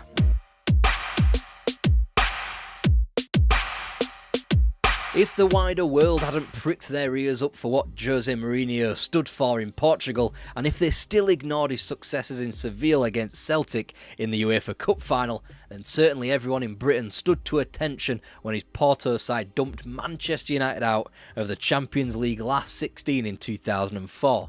It wasn't just for the victory. United were going through a bit of a wobbly patch, so it wasn't as much of a scalp as, say, it would have been 5 years prior. But it was the manner of the celebration as Mourinho wheeled away down the Old Trafford touchline to celebrate the last-minute goal with his players. English football and its most notable team were officially put on high alert. That summer, with the acquisition of Jose, the Premier League was about to get a little livelier. Chelsea, as we've spoken about in this issue of videos a lot, hadn't really done much in the Premier League until they acquired a continental touch through the player-manager of Glenn Hoddle before Ruud Gullit and Gianluca Vialli won them some trophies. Claudio Ranieri had been the next man in the pipeline and set the table for the first few years of a new dynasty at Stamford Bridge, but ultimately had not been successful. The new owner, Roman Abramovich, signalled his intent to Europe when he declared a Champions League semi-final and 2nd place in the Premier League not good enough, despite both of those being record returns for Chelsea in the Premier League age. It's the way of the world and especially pertinent for this club and in this time, but we should talk about transfers. Whereas the prior year with your Glenn Johnson and your Juan Sebastian Veron, your Hernan Crespo and your Scott Parker, things were a little slapdash and scattergunned. In the summer of 2004 though, Mourinho knew who he wanted, he had the money to get it, and by deadline day the club had them and had started the season impeccably. Joining him from Porto were two key defensive names, Paulo Ferreira as a versatile fullback on the right who could sit or provide width, and Ricardo Carvalho who was to be the centre-half partner of club captain John Terry. Benfica's Thiago completed the triple Portuguese swoop, shuttling in midfield, whilst Arjen Robben and Mieta Kesman represented a double splurge from PSV Eindhoven. Two raw talents for the future as well as the now. Robben would be eased in as a winger and Kesman had been prolific in the Eredivisie. The activity was completed by Petr Cech, who had just come off a stunning European Championships with Czech Republic and had quickly eloped to rival that of Iker Casillas, Oliver Kahn and Gigi Buffon as one of the world's greatest goalkeepers. And at the other end of the pitch, the completion of Chelsea's spine, Didier Drogba, after his impressive displays both in League 1 but more so in the UEFA Cup as his Marseille side reached the final. It would take him time to find his feet, but he would become one of the more important players in club history. So too would it take time for Mourinho to find his feet. He entered the Premier League a cautious optimist, utilising the diamond system he'd grown fond of in the Champions League. Makelele at the base, Lampard at the tip, with a strong defensive four and a glut of talent to choose from. Up front, it ought to have been a match made in heaven. Instead, whilst Chelsea did glean an unbeaten 14 points from their first 6 matches and beat Manchester United on the opening afternoon, it wasn't setting the world ablaze. 6 goals were scored in as many games, as what little goals scored dried up by the ties against Aston Villa and Tottenham Hotspur in September after the international break. So Jose shifted things, relying on his domestic style from Porto. The 4-3-3 was in for the successful trip to the Riverside in a by now typical 1-0 win. It gave Mourinho the best of both worlds, width from either Arjen Robben, Damien Duff or Joe Cole, with one central forward drifting right, and largely allowed Lampard to attack from deep, safe in the knowledge that nothing could get past midfield partner Claude Makelele. Still, they retained a lower line because of John Terry's severe lack of pace, as Wayne Bridge and Paulo Ferreira were largely shackled to defensive duties. Another win followed, 1-0 again for show, but this one infinitely more crucial in sitting down Rafael Benitez and his new Liverpool team. The first of many clashes, some might say far too many, as Mourinho met Benitez for the first time as manager of Chelsea and Liverpool. After an aberration of a 1-0 defeat to a piss-poor Manchester City team came after the October internationals, Mourinho's Chelsea turned on the style. 4 goals were slapped beyond each of Blackburn, West Brom, Fulham, Charlton, Newcastle and Norwich all before Christmas, whilst Everton were also defeated and the club remained unbeaten through draws at home to Bolton and at Highbury. This was the supposedly invincible Arsenal, and they were laying in the muck come Christmas time. 5 points the difference with 20 matches to go, and Chelsea had only shipped 8 goals all season and were going to tighten up even more so. It didn't matter either that they fought on numerous fronts. Returning to Porto as well as nipping to Moscow and Paris was a Champions League group stage breeze. Meanwhile, the great and good all fell in the League Cup as Mourinho penciled in a first final as Chelsea boss with a win at Old Trafford after extra time. The last week of February meant a momentous 7 days in 3 separate cup competitions. First the FA Cup and the first true blemish against Mourinho's early tenure at Stamford Bridge as Newcastle claimed revenge for their 4th round League Cup exit by taking Chelsea's name in the FA Cup's 5th round. Then to Barcelona, where one of the all-time Champions League knockout ties of the modern era took place. L'Arsenal against Solange, posa la pilota d'Alpi, marca per Maxi, xuta Maxi, gol! Maxi, xuta Maxi, posa gol! The result worked just perfectly in Mourinho's world, an away goal with a level playing field to come at Stamford Bridge, even if the ramifications were being felt long after the trip to the Camp Nou after the Anders Frisk debacle, where Chelsea claimed a clandestine half-time meeting between the Swedish referee and the Barca manager Frank Rijkaard at half-time. Revenge would have to wait because there was a new rivalry brewing back home, and it had its first marquee fixture in the League Cup final at the Millennium Stadium. Liverpool, Chelsea, Benitez, Mourinho with the first trophy of the season on offer. Operator has been calling for it long and hard. Oh, the kick has gone in, it's an own goal. It's a long throw and it's gone through to Drogba. It's Ida Gudjonsson back in, and it's stabbed in. Kick. Oh, and it's turned in. It belongs. He's a cup-winning captain. The Premier League was effectively won by the time Rijkaard came to West London with a quarter-final chance of a touchline bare knuckle. Chelsea hadn't even threatened to concede a goal since they shipped 2 back at Highbury. Norwich didn't score, Villa didn't score, Portsmouth didn't score, Liverpool didn't score, Middlesbrough didn't score, Spurs obviously didn't score, Portsmouth didn't score again, Blackburn didn't score, City didn't score and Everton did not score. The only teams to take points off Chelsea in this 3-month span was, quirkily, Manchester City, who were one of just 2 clubs that the Blues failed to beat in the 2004-05 season, and the bad City as well. All that point was doing was delaying the inevitable. Chelsea led Manchester United by 8 points, had a game in hand, and that was despite Norwich City managing to put a goal beyond the now record-breaking Petr Cech. Forget all that nonsense, that was tiddlywink stuff. The real main event was now to be had in the Champions League. Chelsea, Barcelona. Box office. Johnson. It's still Johnson. It's 1-0 Chelsea. John said it's working well for Cole. The shot's deflected, and it's in. They might be watching another goal here. It's tough. He's through. This is unbelievable. Oh, when he's on the ball, and he's just dinged that out of nowhere. Time there's a set piece. There's going to be a chance. It's Terry's header, and it's in. It was a monumental hurdle for a Chelsea team who had come close to eliminating Barcelona from a first knockout round 5 years prior. This time both teams were at the top of the sport and it was pretty much agreed that one of them ought to be contesting the final. It was the only contest Chelsea now faced after all. West Brom, Crystal Palace and Southampton, 3 teams all mired in that dramatic relegation dogfight, all fell comfortably to the soon-to-be champions, a tag only delayed by April draws to Birmingham City and Arsenal. The title parade was now recalibrated to April 30th and a trip to Bolton Wanderers. Those drop points, however, were interwoven with some pretty special European nights for the Blues. Looking to get away quickly, and they have. Roberto brings the save. Schweinsteiger. It's Drogba. It's Lampard. Kaleli once more. Lampard. Oh, what a goal! Hard header into the centre. Drogba lashes it home. Jose Mourinho had equalled Claudio Ranieri's return of the prior season, a Champions League semi-final, a joint best for the club, but whilst the Tinkerman had fiddled his way through Stuttgart and Arsenal, Mourinho had smashed 2 of Europe's finest in Barcelona and Bayern Munich. Another of Europe's elite, comfortably England's best performing team on the continent was next in a reprisal of Mourinho versus Benitez, which, as these matches often would, ended 0-0 on Chelsea soil.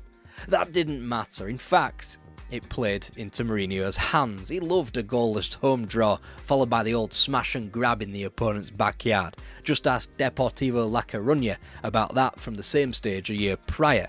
Plus, there was a big reason to celebrate in the weekend that straddled the 2 Liverpool legs. 50 years of hurt was over. Oh, here's Chelsea with Lampard. He's into the box, Frank Lampard. This could be a seminal moment. He's scored! Chelsea have got 2-on-2 here. This could be the title. Frank Lampard to win it. He's got it! League One, League Cup already in the bag, and now confirming a trip to Istanbul was all that was standing in the way between an already all-time greatest season in Chelsea history becoming even greater.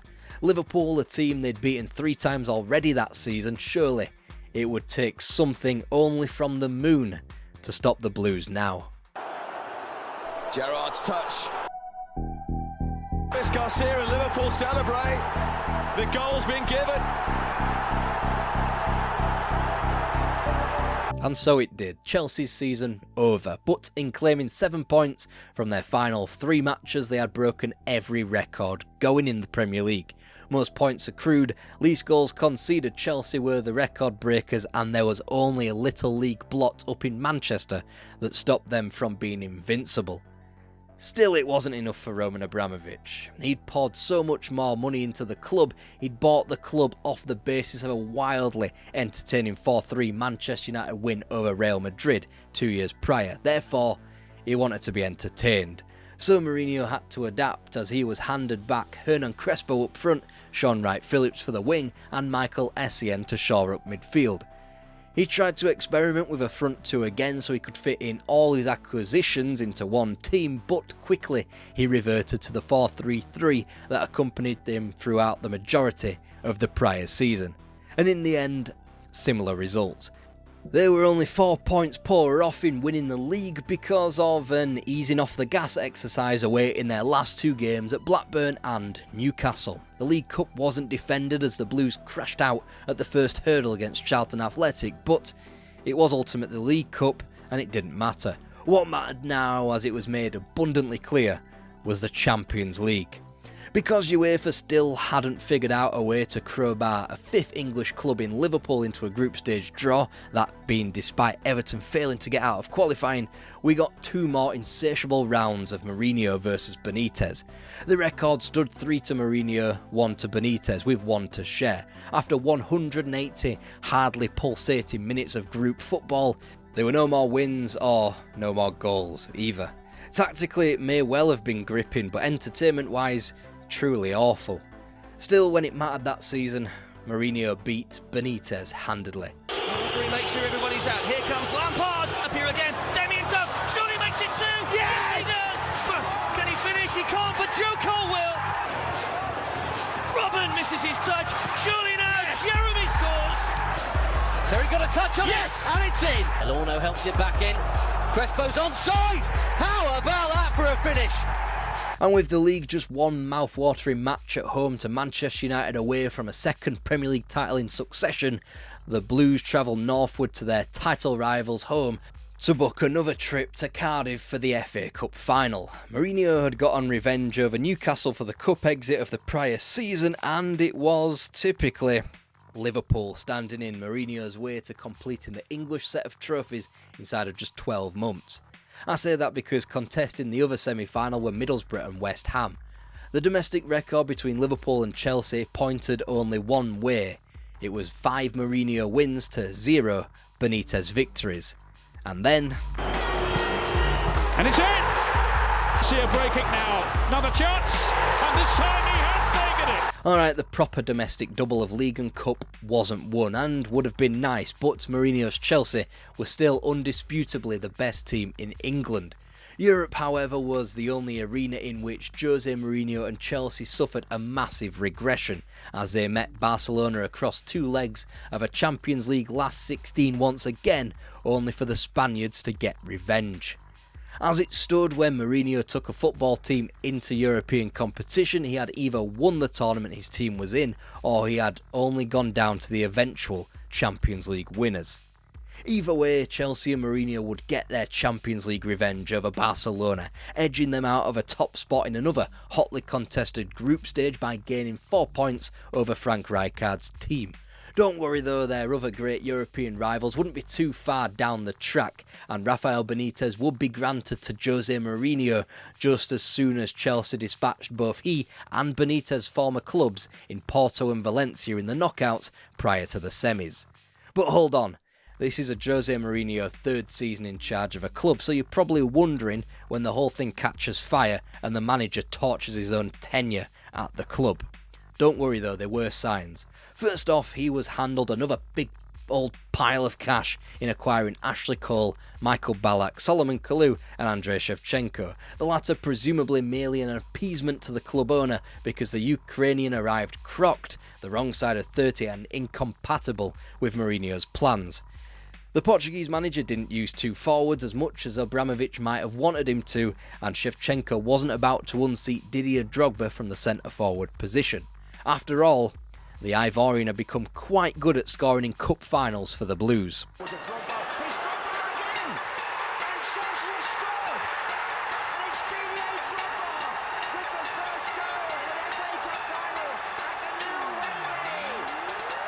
And what it meant was that Chelsea were entering the April 25th, 2007 hosting of Liverpool in the semi-final of the Champions League with a quite frankly absurd quadruple looming large. The FA Cup win was to come, but the League Cup was already in the bank and Chelsea were within touching distance of Manchester United, and they still had the leaders to host at Stamford Bridge. Liverpool had finally got on a victory over Chelsea in league competition at the 6th time of asking. That defeat by Benitez inflicted on Mourinho must have angered the manager and his team, because they went on a 9-match winning run that stopped just about short of double figures away at St James's Park 3 days before the all-important European semi against the Reds. It was a missed chance for Mourinho to close the gap to a point at the top of the league. However, just as league form had gone against Mourinho versus Benitez, European form was about to turn on its head against Liverpool as well. And I suppose when you're chasing a quadruple, what we call the business end of the season trademark is always going to be congested at one point or another. April 28th was that afternoon. Manchester United travelled to Everton, Chelsea hosted Sam Allardyce's Bolton Wanderers, and both were due on away Champions League semi-final duty after winning their home first leg marginally. Neither team needed the most momentous day in the Premier League title race as both kicked off at 12:45. Winds up, drills it, and it's played in by Turmoil. And it's stabbed in! Bridge plays it in, and the equaliser! Proceedings. Lampard's delivery! Ball from Arteta, still Fernandes! Straight into the arms of Turner, but it wasn't. Ronaldo, goalkeeper saved it, off the line in it. It's come to Rooney, it's brilliant from Rooney, it's fantastic for Ronaldo. It's Chris Eagles, oh! The gap was now 5 points with 3 matches to play. What it meant was an unassailable gap confirmed 8 days later when Chelsea couldn't match United's win in the Manchester derby when they travelled across town to the Emirates. It was a rare moral victory for Arsene Wenger over Jose Mourinho. But it wasn't the worst heartbreak Chelsea had suffered that week. Cue the cop, cue a Champions League semi-final under the Anfield lights.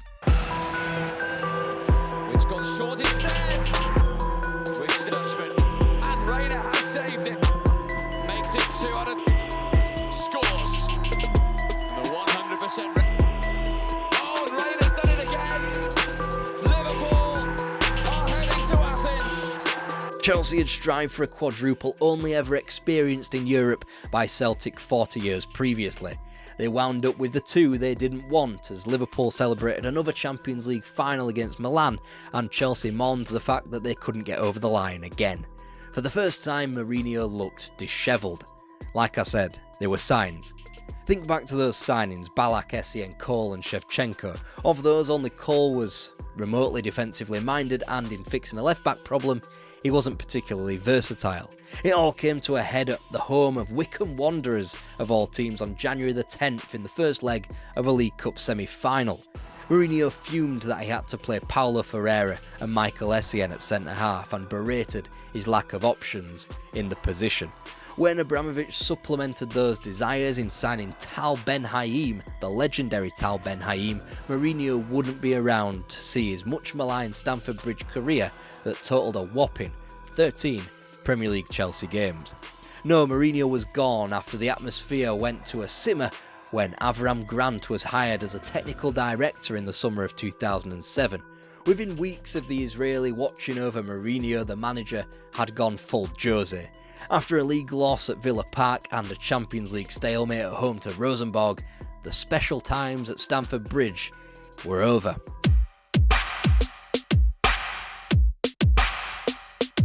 It was the biggest downgrade in managerial history. Chelsea had traded in a serial winner in Jose Mourinho, a man who had won almost everything at record-breaking pace and with record-breaking numbers, for Avram Grant, who had yet to manage outside of his homeland. Mourinho's crime was becoming increasingly cantankerous, which is his now default setting, but also not being able to claim what was, by 2007, Roman Abramovich's holy grail. He was desperate for the soft power and the material success a Champions League would deliver. Of all people, it was Avram Grant who got Chelsea to their first ever UEFA Champions League final. This probably less so down to the man management and tactical genius of Avram Grant, and more so attributable to the core group of players that were reared and raised on Mourinho, the spine of Cech, Terry, Lampard and Drogba, all of which could quite easily be placed into a World 11 by the time Chelsea met Manchester United in Moscow on May the 21st, 2008. After another battle for the ages, the Blues missed out, both at home and on the Champions League, and both too united by the narrowest of margins. First on the final day of the league season, second via penalties after John Terry crucially slipped and Edwin van der Sar was equal to Nicola Anelka's effort. Jose Mourinho would be back and he would be successful again. He'd perform his usual winning of the League Cup and the Premier League in typical fashion before flaking out on the big one, the one Roman Abramovich really wanted before torching ground. He received Chelsea the second time around as former European champions, the trophy that he was really designed to hand to Stamford Bridge but couldn't. But there was a time as recent as the Premier League era that even qualifying for the Champions League was a pipe dream.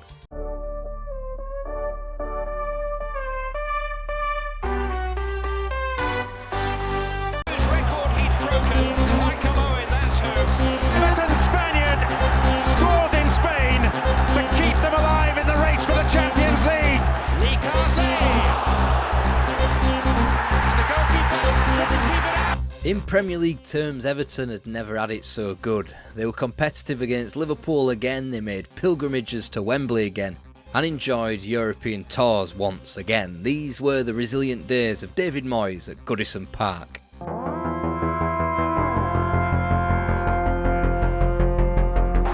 Middlesbrough look dangerous again here. Oh, and Alan Boxtick's got into it, but it's 3-0, and Paul Ince was in there. Time was up for Walter Smith. Whilst he had definitively put an end to the crippling boom and bust that the Toffees either loved or loathed during the 90s, the club had to move on. Everton, a team that presided well within the conversation in the glorious first tenure of Harry Catterick, had become consigned to the doubt that a relegation dogfight brought in his following stints at Goodison. Yes, there was the 1995 FA Cup triumph under Joe Royle, but that was increasingly apparent to have been an outlier. Goodison Park needed it to return to the norm. The Premier League was getting richer, the divides between the haves and the have-nots were about to rip the game in two, and Everton needed to be on the right side. Enter David Moyes. He was a man who knew all about English football and had just about resuscitated a sleeping giant of the sport. Preston North End, famously the original Invincibles, were languishing in the third tier when the Scottish manager took them on in 1998.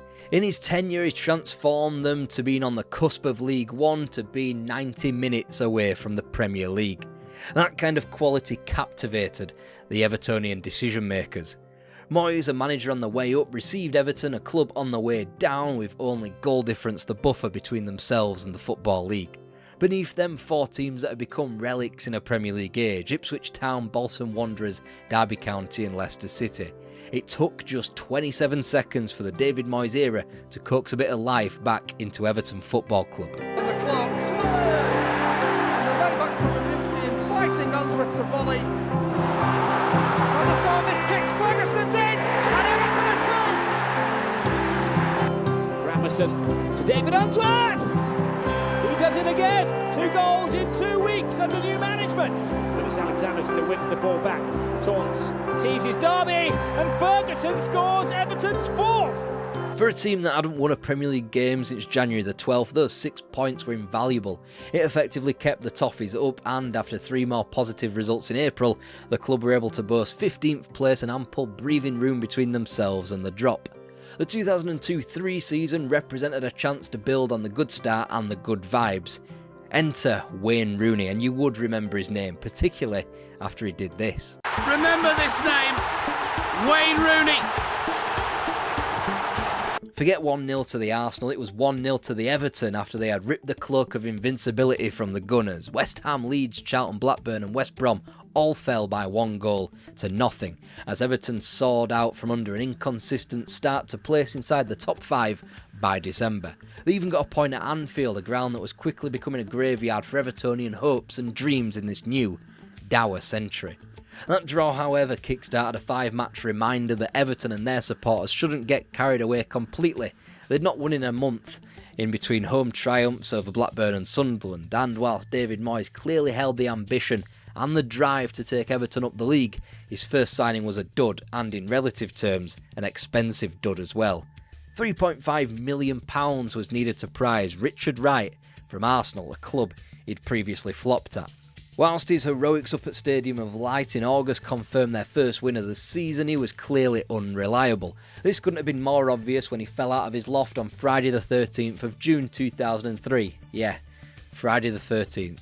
And even though Moyes would repeat the trick in signing another Arsenal reject in Francis Jeffers, aka Fox in the Box himself, he'd only been on loan and had rectified his minor mistakes early on. First off, Wright was replaced by the dependable Nigel Martin between the sticks and surrounded the youth of Leon Osman and Wayne Rooney with a band of players with something to prove. Marseille's Joseph Yobo, Motherwell's James McFadden and Sunderland's Kevin Kilban. They'd sit alongside the hardened group of veterans, David Weir and David Unsworth in the backline, the Kemp brothers, known as Thomas Gravison and Lee Carsley in midfield, and the experience up front in Kevin Campbell and Duncan Ferguson. Vital, but they weren't wholly consistent just yet. The nascent Moyes of 2003, loaded with fire, climbed up to 7th thanks to the prolific Thomas Redzinski and the continued knack of Wayne Rooney to score winners against teams like Aston Villa, Blackburn and Leeds. Then as the focus burned back onto Goodison Park and the media almost salivated in Wayne Rooney's departure from the club, Everton could be fortunate that there were 3 sides worse off than they were. Leeds, as the other 2 relegated clubs were, on 33 points, and they were only 2 places behind them. They were just a stark tale of just how bad things could get if Moyes eased off the gas.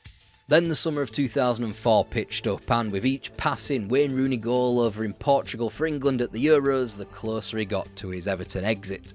He returned home to a trebling of his wages and 5 more years of Goodison. It was the most lucrative contract that Everton had ever stuck under the nose of one of their players. But the vultures were already out, and they were called Manchester United, obviously, and Newcastle United. The outgoing Thomas Redzinski hardly helped matters, first in departing for Fulham, before publicly telling Rooney to leave. Whilst the Canadian was easily replaced with under £3 million and the captures of Marcus Bent and Tim Cahill, Rooney would be a much, much larger void to fill. Obviously, of the 2 vultures primed to sign Rooney, there was only one United going to get hold of his signature, but the mess was only waded through on deadline day. So therefore Moyes would get a striker through the door eventually, picking up Southampton's James Beattie in January for less than a third of what the club recouped from the Wayne Rooney sale. Everton were used to being spendthrift though, and they recoiled from their worst top-flight finish since 1980 to make their greatest start to a Premier League season. Games that they'd normally flake out on were won. Away to Manchester City, Norwich and Birmingham, home victories often squandered were also won when West Brom, Borough and Bolton all turned up to Goodison. They only went out in the League Cup to the invincible Arsenal as well. When the first Merseyside derby appeared, another usual roadblock in a normal Everton season, it was almost certain that this was no normal Everton season. An opponent the Blues hadn't beaten at Goodison for 7 years. Liverpool. Those were the days where Neil Ruddock was in the Liverpool defence, where Danny Cadamatore led the Evertonian line. Back to his feet, Leon Osman. Back out to Lee Carsley! Well! It was on Boxing Day when Everton eclipsed their points tally of the prior season, with Marcus Bent's winning goal against Manchester City. Champions League qualification was now a very real possibility. When 2005 started inconsistently, the ludicrously outside chance of a title race whiff evaporated. When new signing James Beattie stuck a headbutt on William Gallas in a painful home defeat to the soon-to-be-crowned champions Chelsea, typical Evertonian pessimism returned. Only 1 place and 5 points split the Blues with the Reds on Merseyside. A point of bragging rights usually, a harsh dividing line competitively and financially, since those places were the difference between the Champions League and the UEFA Cup. The Blues took just 13 points from their last 11 matches, which took in a 7-0 pumping by Arsenal at Highbury, stark contrast to the 23 points they claimed from their first 11 matches, a period which also took in a thrashing off of the Arsenal. Whilst the more inconsistent parts of Everton's season dragged a first win over Manchester United for 10 years, it was Arsenal who had help in hand in getting the Toffees over the line. 3 days prior to that 7-0 beating they exacted upon the blue half of Merseyside, it turned out that the more Everton's form waned, the more encapsulated Liverpool were in becoming European champions. The run to Istanbul and the alleged miracle that took place there wouldn't fill Everton supporters with joy, but it arguably confirmed the club's place in the Champions League.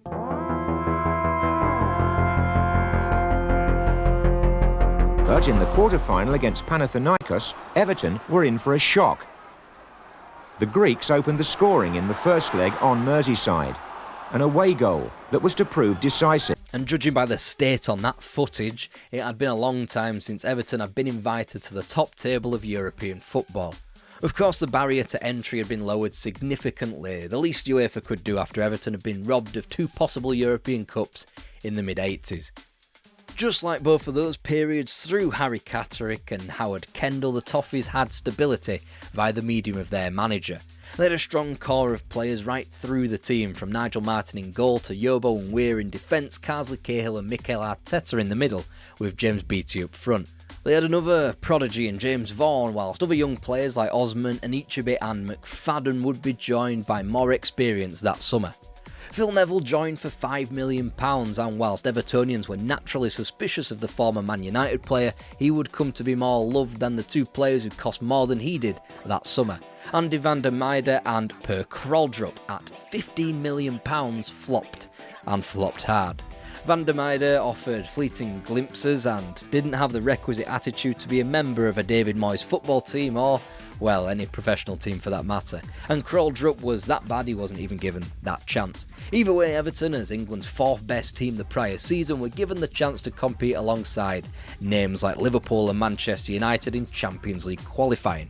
Of course, Everton couldn't draw them, but they could draw former champions like Ajax and Inter Milan, as well as recent finalists Monaco. And whilst older supporters would have liked to crack at rectifying their quarter-final defeat against Panathinaikos all the way back in 1971, the team they were paired off with were Villarreal. A team not adorned with a reputation of others in the draw, but one that had only been behind the Clásico clubs in La Liga the prior season, and a team that Mikel Arteta confessed he would never have chosen to play against. Good shot on goal, and that is a fine finish. Can they get a second stab at it? A good header, and it's flown into Everton's net. But up for the Argentine, deflection, goal! The brilliance, and he takes that wonderfully! Pressing. Ferguson! Oh my word! Oh, the referee though! He's perfect, he's done nothing wrong. And all the time Everton are living on the edge. Forlan! Everton's season was over before it could begin. The fact only hammered home 3 weeks later after a 5-1 defeat in Romania against Dynamo Bucharest. A non-runner in the Champions League out in the first round after relegation to the UEFA Cup, the storm cloud from these 2 defeats hung over Goodison all season. Ultimately, Villarreal did have names like Juan Roman Riquelme, Diogo Forlan and Marcos Senna in yellow on the pitch. They had Manuel Pellegrini off it, and if you're of an Everton persuasion, you might be forgiven for thinking that they had Pierluigi Collina in their pocket as well. Eventually they'd make the semi-finals, only a penalty away from beating Arsenal in reaching the Champions League final. Meanwhile, for Everton, James Beattie was top scoring with 11 goals in all competitions as the Blues mourned their Champions League loss by losing 6 league games immediately afterwards without scoring. Once the club's emotions balanced out, they regressed to the mean of 11th place. No drama at the wrong end of the table, not strong enough to go again for Europe. By the 2006-07 season, however, they would be ready to re-enter the continent. Averaging well under a goal a game, by far the lowest returns in front of goal for a non-relegated side, Moyes instantly looked to remedy that weakness with the club record signing of Andy Johnson. They'd also need a better backline, aided massively with the acquisition of Joleon Lescott for defence and Tim Howard in net. Fresher, younger and still imbued with enough Moyesian spirit to succeed, they flew out of the traps. Wins over a dim Watford and an underachieving Spurs marked a 3-match unbeaten run to start the campaign. Solid, but nothing when compared to the visit of Liverpool at Goodison on September the 9th. Nice build up and a chance and a goal. Here's Johnson with a chance for 2. And the goalkeeper couldn't keep it out. Johnson's got another. Everton have scored 3 in the derby. Everton's biggest Merseyside derby victory at Goodison since 1909 ought to have been the catalyst for the remainder of the season. It wasn't, as Andy Johnson picked up a reputation for diving for penalties, which ultimately played a part in Everton's dismissal from the League Cup in defeat at home to Arsenal. Graham Poll it was who made a hash of a penalty decision before opting to send James McFadden off by the traditional means of only 2 yellow cards. The FA Cup wasn't any better, a 4-1 humiliation at home to Blackburn at the first hurdle, and by that point, Everton's season looked to have fizzled out. A return to meet their Merseyside foes on February the 3rd was part of a mini revival of fortunes for Moyes. For the first time, a Moyes Everton team surpassed 50 goals in the league and posted a positive goal difference, as only 3 defeats from their final 16 confirmed a comfortable route back into Europe. Sadly, this was only the UEFA Cup, but it sparked a longer stay on the continent than last time. Buoyed by the signings of Phil Jagielka and Leighton Baines for defence, Stephen Pienaar in midfield and Yakubu up front, if only test data on the Everton website could be read as fact, as the club boasted that they had signed Juan Roman Riquelme from Villarreal when updating their homepage. Regardless, Everton had a proper European tour on their hands. Surely, Anachibi, no doubts now. Osman drives it across the header down by Cahill into the penalty area. Oh, it's 2-0. It's corner, Lescott's header. Lescott, what a stop, and turned in by Cahill. Vaughan on the far side. Oh, what a moment this is! Metalist Kharkiv seen off in the first round. AEL, Nuremberg, Zenit and AZ all beaten before a successful trip up north to Norway, and that had the Toffees deep into a continental campaign. Not only that, but they had managed the workload expertly, not dropping out of the top half nor even coming close, and thanks to a 9-match unbeaten start to 2008, they were in contention for a return to the Champions League. They bounced back from the anguish of a 2-goal loss in Florence's last 16 first leg against Fiorentina, dispatching of Sunderland on their travels thanks to an Andy Johnson winner. And then that Thursday, with a spot in the UEFA Cup quarter-finals up for grabs, Everton had to overturn a 2-goal deficit in cup competition for the first time in nearly 16 years. Back then it was an early round of the League Cup against Rotherham United. This might as well have been a different sport. Goodison Park was treated to its finest European night since 1985. Do some trickery, produce a cross. Yes, he can. It's a decent ball in as well. It's a goal for Everton. This forward as well. He might try a shot here. Arteta, he does. What a goal by Mikel Arteta. Comes Yakubu. Hit the post. Jagielka saved. And Santana scores. And Fiorentina have won the penalty shootout. Despite a renewed and fresh squad, history demanded that they lost the penalty shootout, their 7th defeat from 10. Of course, all the same pitfalls that depression brings came after the European exit. Just as Villarreal sparked a poor 2005-06 campaign, Fiorentina effectively ended Everton's hopes of qualifying for the Champions League in 2008. After all, they won only 2 of their final 9 matches, finishing a staggering 11 points behind Liverpool. Meanwhile, the Zenit team that they had beaten comprehensively in the group stages lifted the UEFA Cup. Failures on 2 fronts in a time where Moyes' incremental improvements have promised genuine success, and not the flash in the pan that 2005 really was. And come the subsequent season, they'd have a real-life cup final to him. Phil Jagielka scores this. Everton are through to the FA Cup final. De Fields, here he comes, he's got a blast and he scored! And Everton are through to the FA Cup final! They'd inch closer to qualifying for the Champions League, yet again finishing 5th, and whilst they had been out of both the League Cup and UEFA Cup at the first hurdle, they'd gone the distance in the FA Cup via Macclesfield, Liverpool, Aston Villa, Middlesbrough and Manchester United. This thanks to improving their squad with even further firepower, Marouane Fellaini and Louis Saha. The latter would ensure that Everton's first visit to the new Wembley with a trophy at stake would start quickly. Fellaini in there leaping, here's a chance for Saha, what a start! Louis Saha for Everton! Header, it's the equaliser from Didier Drogba! Lampard, lovely little turn of footing, oh what a goal from Frank Lampard! And such was Everton under David Moyes. A story was so close but so far away. They had officially become the best of the rest behind a top 4 that was increasingly looking like a closed shop. Manchester United had the present success, Liverpool had their past reputation and a world-class manager, Arsenal too, whilst Chelsea had a bottomless well of cash. The top four was about to blow in size thanks to a mix of foreign money from Manchester and smart investment in London. Everton were improving, but was it ever going to be good enough?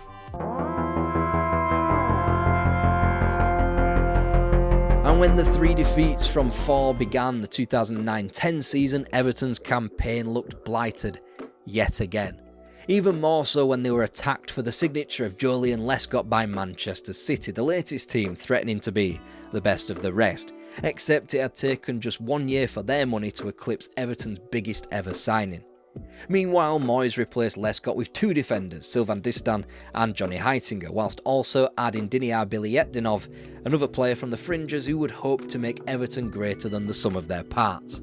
In this time, Everton being usurped as the best team not to be in the top 4 was sweetened somewhat by the fact that Liverpool was sinking without a trace.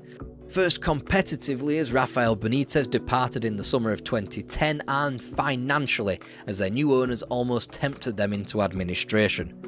But it should be galling that David Moyes' Everton couldn't get their timing right. The 4th place of 2005 came way too soon for a team still piecing things together after being mediocre for way too long.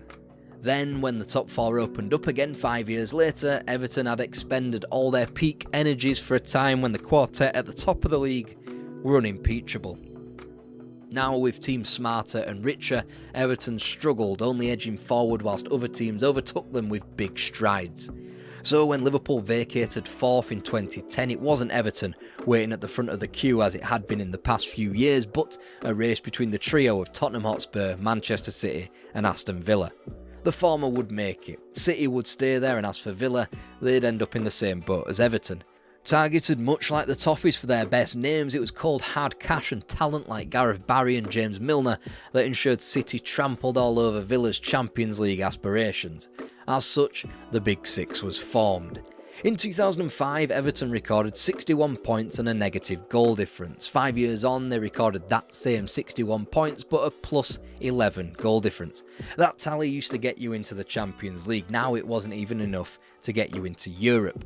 The cups at home couldn't be relied upon for a good time, whilst a European tour stopped just about short with the teasing of a knockout run only for defeat in the last 32 to Sporting in 2010. 8th became 7th, but no solace of Europe thanks to Birmingham City's winning of the League Cup and Stoke City's appearance in the FA Cup final that barred both Merseyside clubs from the continent. Now Moyes was reduced to picking up bargains and freebies like Seamus Coleman and relying on academy prospects like Jack Rodwell. Even though Everton had regressed to only a top 7 position, they were still the best of the rest, behind what had become a bloated Big Six. The 7th of 2011 was replicated the following year, only with the added gloss of finishing above Liverpool, even if the Reds' winning of the League Cup still barred the Toffees from Europe. Most painful of all though was Everton's return to Wembley that spring. In 2012 they would draw on Liverpool in the first Wembley occasion between the pair since 1989, and they were finally there for the taking. With an inconsistent Chelsea the opponent in the final, Everton had the best chance of silverware yet. Just misjudged the bounce. Oh, it's Janovic! Oh, what was Distin doing? It's Luis Suarez! Bellamy. Ultimately, that would be David Moyes' legacy at Goodison Park. Good, but just not quite good enough. The club were desperate to break the top 4, and whilst they claimed big wins over the big teams in roughly a quarter of their home matches against them, a good return, but Moyes never went away and came back with 3 points from places like Anfield, Stamford Bridge and Old Trafford. Coincidence or not, it was their very first top 4 visit after David Moyes in which Everton won, and David Moyes just so happened to be in the room whilst it happened. The timing was just never quite right, and the average investment of £5 million per year wasn't going to cut it any longer. Moyes improved the club to 6th despite recent departures of Tim Cahill and Mikel Arteta in 2013. It still wasn't enough for Europe thanks to Swansea City winning the League Cup and Wigan Athletic winning the FA Cup, and it was a 3-0 humiliation at home to Wigan in the quarter-finals of that cup that marked the definitive beginning of the end for Moyes at Everton. His contract was up in the summer and the appetite from all 4 corners of Goodison Park just wasn't there anymore. In the end, David Moyes looked to have finally got his timing right when, with one foot out of the Goodison Park door, his old mate Sir Alex Ferguson decided to retire and handed him the keys of Manchester United. Everton supporters would relish the fact that his last game as United manager came in defeat at Goodison just 9 months into his new tenure. After all, they had a shiny new toy and he was called Roberto Martinez. Except he was facing the same pitfalls that David Moyes faced, and they were even more extreme. It turns out that 72 points, Everton's Premier League record, now wasn't enough for the top 4, and playing good football didn't make you immune from the chop at Goodison Park. Martinez wouldn't eclipse Moyes, nor would Ronald Koeman, Sam Allardyce, Marco Silva, Frank Lampard, Sean Dyche, not even fucking Carlo Ancelotti. None of them qualified for the Champions League, none of them getting as far in Europe, none of them reaching a cup final. And they say be careful what you wish for. Everton fans begged for their managers to be reimbursed in the transfer market. Then Farhad Moshiri came along, seemingly took the club's transfer ambitions to another level. But it turns out that you need an ability to cobble together a few brain cells in the market, not just simply pump money into it. So now David Moyes is back. He finds himself at a bipolar club with their backs against the wall financially, the gap to the Big Six even greater, the cliff edge to the Football League enormous, but with all the financial promise that a new stadium move brings.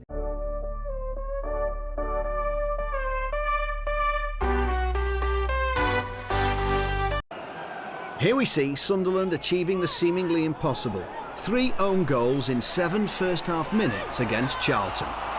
Forget points tallies, we know that Derby and Southampton has since had worse, but no team had previously dared to plumb the depths of sub 20 points in a Premier League season in its history before this Sunderland team did just that. Are they the worst team to ever play in the Premier League?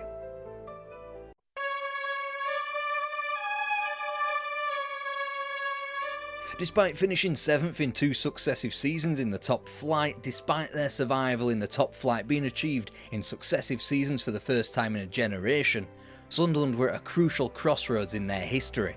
Niall Quinn, the target man for the prolific Kevin Phillips, needed to be put out for pasture soon and would need to be replaced. Peter Reid attempted it ahead of the 2001-2 season, but the acquisition of Lilian Lasland fell flat on its arse and Quinn would appear in every single Premier League game that season. Meanwhile, the prize acquisition from the summer was American star Claudio Reyna, equalling the club record $4.5 million. Much like their previous starts to a Premier League season, Peter Reid's Sunderland started slowly.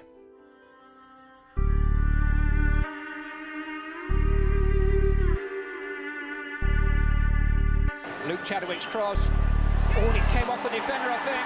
It's Varga's own goal. Plenty of movement inside the box as the ball is delivered. The goalkeeper's caught there, goal, and it's over the line. Except this time there was no turning it around as easily.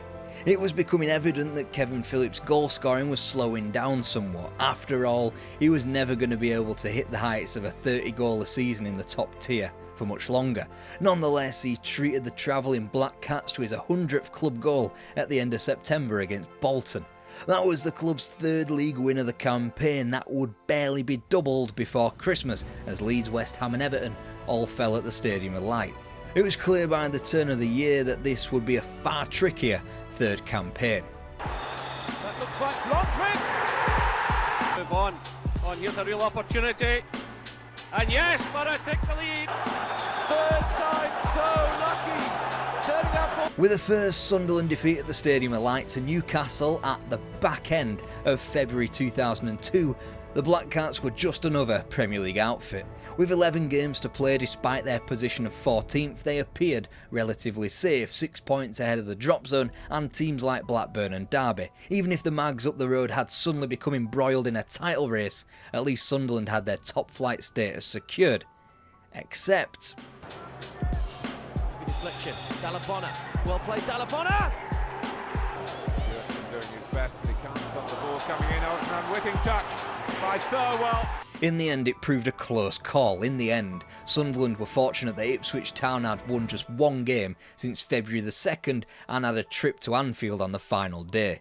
The table might well have read 40 points and a 4-point gap to their eventual relegated rivals, but Sunderland still needed a result on the final day, and they had distant memories of 5 years prior when 40 points hadn't been enough. By the summer of 2002 and Niall Quinn's retirement, Peter Reid's woven magic in the transfer market had seemingly escaped him. Gone were the Sorensens and Phillipses, and here was the arrival of Milton Effin Nunes. Quinn's replacement was sourced from Rangers in Toriandre Flo, a Premier League proven quality, but at nearly £7 million there was a considerable risk attached to the deal. And not for the first time a Peter Reid Sunderland team started a top flight campaign slowly. It was the stoppers' lucky day, and Everton's ahead against a run of play when Thomas Radzinski set up Kevin Campbell. It's Macaroni now, Nemeth went on the run ahead, but it's still Macaroni, he shoots! Up ahead of Barry Hales, and superb execution from Junichi Inamoto. Although this time it cost him his job, averaging at under a point a game after 9 outings. The Black Cats' latest defeat away at Highbury proved the last of the manager's 9 lives. Looking at the table, at least in theory, the club had stood still over the summer, still not darkening the halls of the relegation zone yet under the manager. In his place, a man who knew what it took to win the top flight of English football, yet a man who hadn't managed a club or in the Premier League for 6 whole years.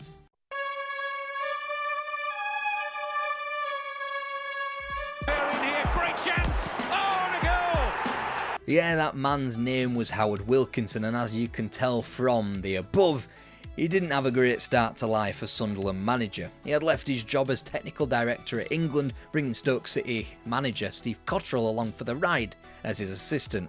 Way back when he had breathed life into Sheffield Wednesday in the 80s before taking a second-tier Leeds to the last championship before the invention of the Premier League.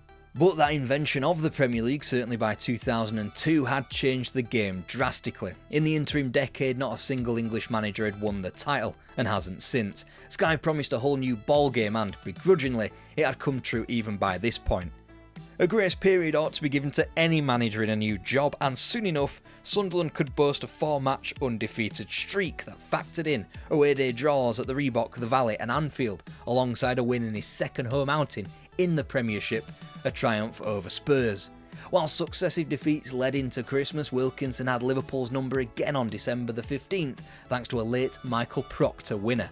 From the first 9 games, Sunderland had 8 points under Peter Reid. From Howard Wilkinson's first 9 games, Sunderland had 9 points. Improvement! And yet they still found themselves mired in a relegation scrap alongside an uninspiring West Brom, a financially ruined Leeds, as well as teams like Villa, Bolton and West Ham. In their final match before Christmas, Sunderland toiled to a 2-2 draw against West Brom. Still, they lived above the drop zone, 18 points from 19 games on Christmas Day. To say the second half of the season didn't go well was a massive understatement. 7 points from the last 9 for Leeds, cheekily achieved. 2 in 6 minutes. We should probably stop it there before we get flagged by YouTube. From the 3 own goals against Charlton to quite possibly the worst run of form the Premier League had ever seen, Howard Wilkinson was gone by March 2003. Since Christmas he had presided over 10 matches of Premier League football. The club had 1 point to their name in that period, a 0-0 draw at home to Blackburn. They had sunk to the bottom of the division, 7 points adrift of safety. Usually in times of strife, Sunderland had been quite good at stringing together a cup run to get their faithful to forget the harsher league times. This wasn't seen in 2003 despite best efforts in the cup when lower division Watford dumped them out at the 5th round stage of the FA Cup. With a Football League return abundantly clear, what could they do now?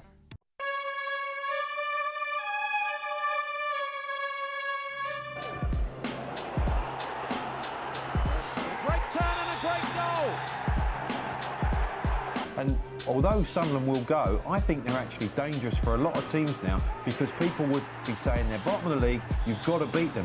Clement out wide on the left-hand side. Sends in a good ball. That should be easy for Pope, but he's still in it. Derek McGuinness is in here. And he's got his first goal of the season for West Brom. What's that? You expected a miraculous escape from the new regime? No, this was not going to happen here despite the arrival of Mick McCarthy. Much like the previous guy in charge, he couldn't buy a win in the top flight either. 9 defeats from 9, Sunderland finished rock bottom on 19 points, lower than Ipswich Town's 27 from 1995, lower than Bradford's 26 points from 2001, lower than Watford's miserly 24 points from 2000, an unwanted Premier League record. It appeared as though Mick McCarthy had gone from the frying pan of Saipan, the 2002 World Cup and the Island job, to the fire of Sunderland and their Football League return.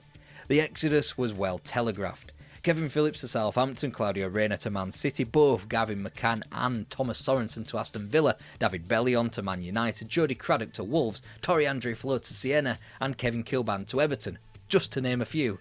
They would all play top-flight football. Sunderland, though, would have to wait, and after crashing back into Division 1 with the bump of defeats 16 and 17 in a row in league competition to Forest and pissing Millwall, it seemed as though the Black Cats would have to wait to replenish their 9 lives. But then they started to pick up a little pace. Kyle. Oh, and Marcus Stewart with a chance to make it 2. Away at Bradford.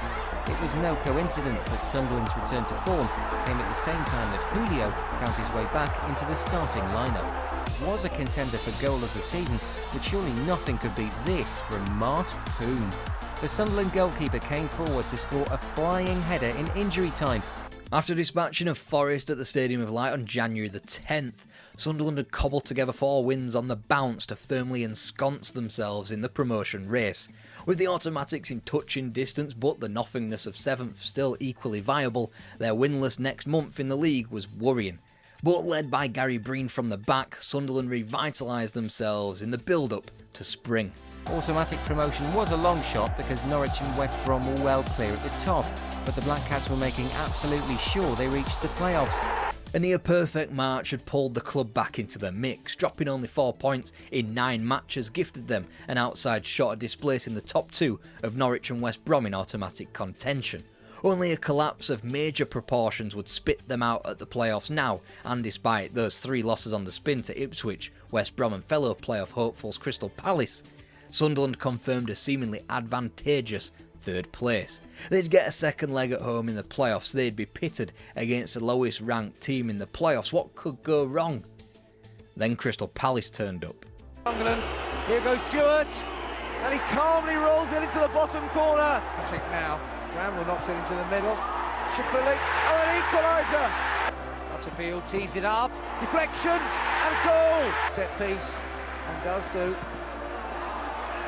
Bit of hesitation there, and Kevin Kyle has found the net. There's still time yet for him to have an influence, and he does do, and he scored. 10 roll. It's for Kevin Kyle. Kyle gets it, and Kyle scores. Haunted. McAteer, can he provide another dangerous ball? And he has done. Oh, it's his corner kick. Sunderland still under pressure. Palace looking for something. And they've got it! And yet again, I've got a second chance. Go to McAteer. Oh, this time Batten saves. Batten do it again. Oh, Batten does! Nobody wants to win this. Boom. Can he come up with a hat-trick? He's done it, Michael Hughes, and it's Palace who are Cardiff bound. And so it was confirmed to be a season of heartache. A near miss in the playoffs under controversial circumstances to Palace. The death of 1973 Cup hero Bob Stokoe in the earlier weeks of 2004, which was matched by an FA Cup run to rival his attempt 31 years prior. Kick, difficult to defend, coming over the shoulders there. Stewart is in, bit of confusion, it's loose for Arthur, it's 1-0 Sunderland. Again, Cole in the middle, held up by Morgan, this is Tommy Smith. Fantastic goal, it's Tommy Smith again. But it ultimately proved a case of so near, so far away for the Black Cats, in a world where the FA Cup runner-up would qualify for Europe, and a world where the semi-final draw kindly bestowed Sunderland a Football League side in Millwall, whilst 2 Champions League outfits in Man United and Arsenal fought each other in the other tie.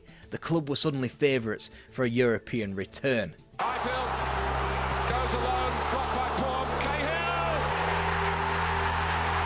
He's on the spot. Alas, with Millwall's win, it wasn't to be.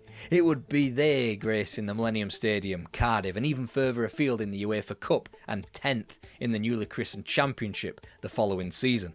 For Sunderland, a trip back to normality, a trip back to success.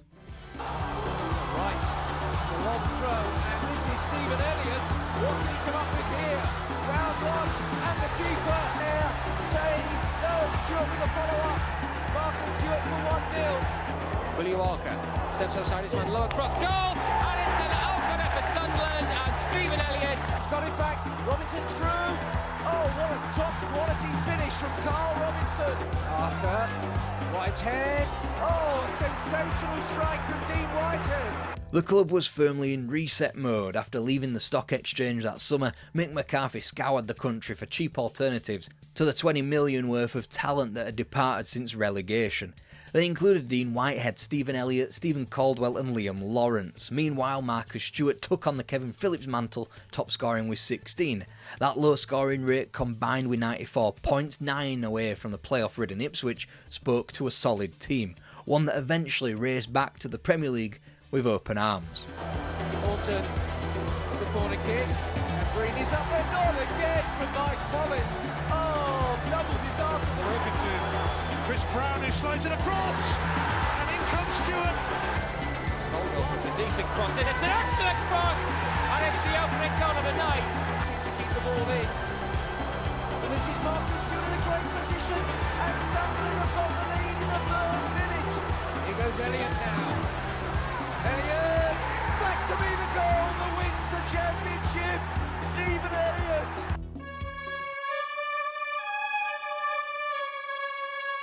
The landscape had changed that much at the Stadium of Light that the headline signings in the summer of 2005 was striker John Stead and goalkeeper Kelvin Davis. Both would prove to be pretty disastrous signings. The loans and frees market was exploited for the talent of Nyron Nosworthy, Alan Stubbs, Anthony Letalic and Justin Hoyt. Immediately it was patently clear that this Sunderland team was a record breaker. Charlton, the angle's disappearing. Needs help, Murphy's there. It's Bench and he scored. It's Xabi Alonso. It's brilliant. Now Martin, that's a wonderful ball forward and Vasseli's onside.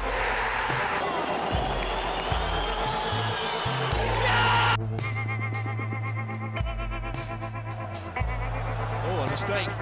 Jeremy has scored for Chelsea. Record breaking for all the wrong fucking reasons. From the reigning champions of England in Chelsea to the reigning champions of Europe in Liverpool, right the way through to Minnows, Wigan Athletic experiencing their first taste of top-flight football, nobody was immune to receiving 3 points from the Black Cats. It left the club holding the daunting record of 20 Premier League games lost in a row. It is a run that is unlikely to be broken anytime soon, even with the gaping chasm now between first and second tiers. Before finally on September the 17th, Sunderland fans were able to crack open the cans. For the first time in 21 games they had earned a Premier League point. Who gives a shit if it was a draw at home against West Brom, statistically the 19th worst team in the league that season? A point was worth celebrating. Imbued by what little confidence had been boosted, Sunderland moved to the Riverside in search of a first top-flight triumph in 27. Early danger this from Sunderland, Tommy Miller inside the penalty area, Miller finds the finish, and the former Harlequin striker has put Sunderland into the lead at the Riverside.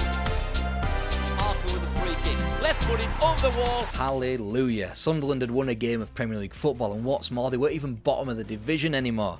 So what if Everton had a game in hand? Sunderland's 4 points from 7 games kept them from the foot of the league, and they began to dream of safety. So, could the season truly begin again for the Black Cats? Remember, if it stays this way. Oh, it's an extraordinary goal. Absolutely extraordinary. Wilmer gets round his man, squares in, it's a tap in, and Aston Villa through Gareth Barry. And he was caught on the head there by Gray. Play goes on, a chance here now for Bent. It had to be Darren Bent who would break the deadlock. No, they got 1 point from the next 10 games, leaving them with just 5 points on Christmas Day and a staggering 11 more points to make up on West Brom in the sanctity of 17th. Presents unwrapped, another season was cataclysmically already over for the Black Cats. The malaise continued on Boxing Day as a 0-0 draw at home to Bolton Wanderers was hardly going to set pulses racing or spark a run out of nowhere. And that was proven in the next weeks, Everton and Chelsea cropping up at the Stadium of Light and taking 3 points before the January 2nd visit to Fulham was, of course, an empty-handed one. But then the tiniest morsel of hope, a West Brom own goal from Steve Watson that gifted Sunderland only their second 3 points of the season, once again away from home. Alright, there's no point betraying the story any longer. Sunderland wouldn't win again under the management of Mick McCarthy. If any potential revival was to come, it was quickly quashed by defeats against Middlesbrough and West Ham, as February began with more of the same. Trust Spurs to gift a point to Sunderland before McCarthy's tenure ended as it began. Defeats and yet more defeats in the Premier League springtime. To Ewood and a loss, to St Andrews another loss. To the City of Manchester Stadium, as it was called back then, a third loss. In his place, the doomed club announced former player Kevin Ball would take charge until the end of the season.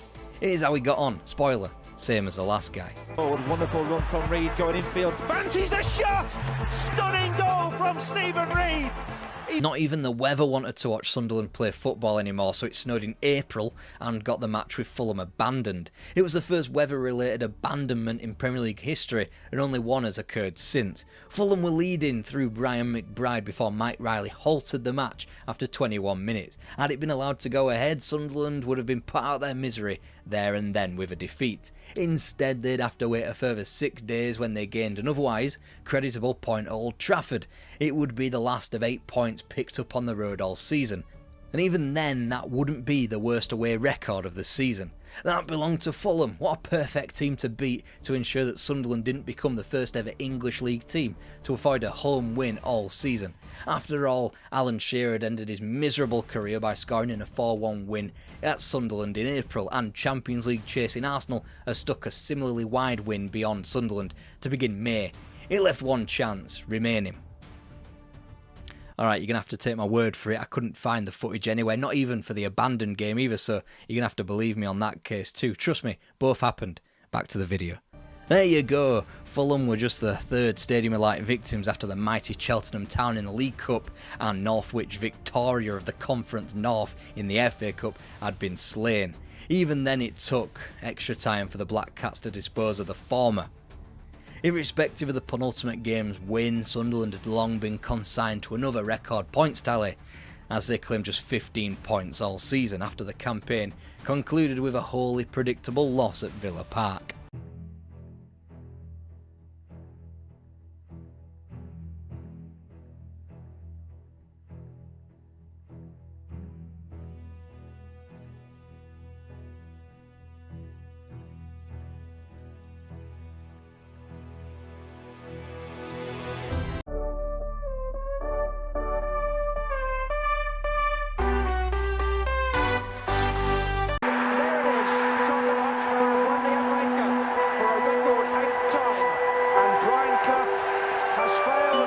The Premier League was around the corner and Tottenham Hotspur were a changed team.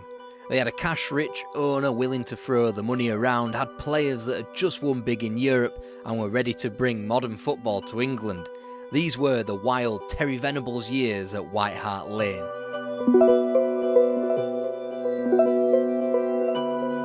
Tottenham Hotspur was a changed club by the time the UEFA Cup of 1984 was won under the management of Keith Birkinshaw. Longtime fan Irving Scholar had capitalised on a stadium renovation and hierarchical squabbling to grab power at White Hart Lane. With a fresher stadium, the club was floated on Argentine World Cup winner Cesar Luis Menotti. Suffice to say, he didn't join and Scholar settled for another promotion, Peter Shreve. Liverpool's boot room this was not. Ticket prices skyrocketed, money was plugged into any gap Scholar could find, and primarily this was into the playing staff, of which QPR's Clive Allen, the first enormous name through the door in a post-Birkinshaw world. Miller looking, Robert Scott, and on by Brooks. Galvin, fast beat 3. Marco! Very lively opening first 5 minutes of the second half. Perriman, it's Galvin going in, and Brooks, must be, it is, 2-0. Things had gotten serious through to the springtime UEFA Cup stages where they would meet the almighty Real Madrid. Spurs' poor return in the League Cup had been washed over quite quickly with the winter form that had them firmly entrenched in a title race. A New Year's trip to Highbury would only further cement that position. Anderson sliding the ball across for Woodcock to back heel through the crowd. All over. Spurs came out against the wind and Hoddle used it superbly. When his pass came down, Caton and Lukic both took cover and Crooks cashed in. Spurs charged after the ball and forgot all about Falco. That was it for the Gunners. They'd remain undefeated in the league in the first 2 months of 1985, going toe-to-toe with Everton for the league. However, there were signs the wheels were beginning to fall off, first with an FA Cup trip to Anfield. Comes now for Rush. Clemens is out quickly. And Rush. A month later, Gary Mabbutt joined Clive Allen on the injury list when he broke his leg against West Brom. Finally, on March 12th, Spurs were beaten in the league at home to Ron Atkinson's Manchester United. Not only had Spurs finally ceded control over the top of the league, another name would be added to the growing injury list when Gary Stevens damaged his knee ligament in the defeat. With Real Madrid holding Spurs to a 0-0 draw, the Lily Whites' defence of the UEFA Cup was over and injuries only continued to mount. Despite a favourable amount of home fixtures left, Shreve's side spiral out into third in a 2-horse race. And another goal for one. See with good play. Falco! Brilliantly done.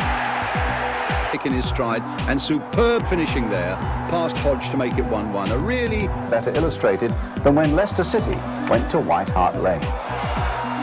Well, Spurs could hardly have got off to a better start. They went into the lead with only 2 minutes gone. Hoddle flicking it on, and it's there. Tottenham have taken the lead. It should have been the start of something brilliant, something new, but it was the crushing end. Europe was no longer an option owing to the Heysel disaster, and when both cup competitions were surrendered without much fight, there wasn't much optimism left come the summer everyone sat around the box watching Mexico 86. Chris Waddle had been signed the prior year and even scored on his debut in a win over Watford. But Scholar's throwing of money at the situation didn't stop stalwarts like Glenn Hoddle and Steve Perryman departing in subsequent summers. Already he had to hire Luton Town's David Pleat to try and re-energise the club. In came Steve Hodge and Richard Goth, who were supposed to herald a new era, but didn't. Fortunately, Spurs could count their lucky stars. They had a certain Clive Allen entering a ridiculous peak, scoring 49 goals in all competitions.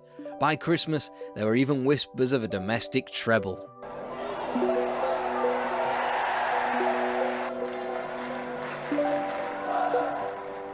This time, watch for Graham Roberts, number 4, whose fierce volley has too much power for the Birmingham keeper. After 13 minutes, Clive Allen, with a typically snatched effort from a corner, put Spurs in front. But then Arsenal swaggered into town with their new manager George Graham for a League Cup semi-final replay. And a strong second half of the season wasn't enough to mount a title challenge when Everton were busy racking up. And when Chris Waddle got in his cross, it was Gary Mabbutt sliding in to put Spurs in front. Goalkeeper Wood's delaying tactics almost worked. He came very close to saving that shot. Clive Allen belted in another penalty. Waddle. Chris Waddle looking to get to the byline! And he scored! Turns well. Trying to give a shot. Oh, Plumlee lost it. Hodge got it in. He scored. Clive Allen. On a goal. Still Allen going all the way.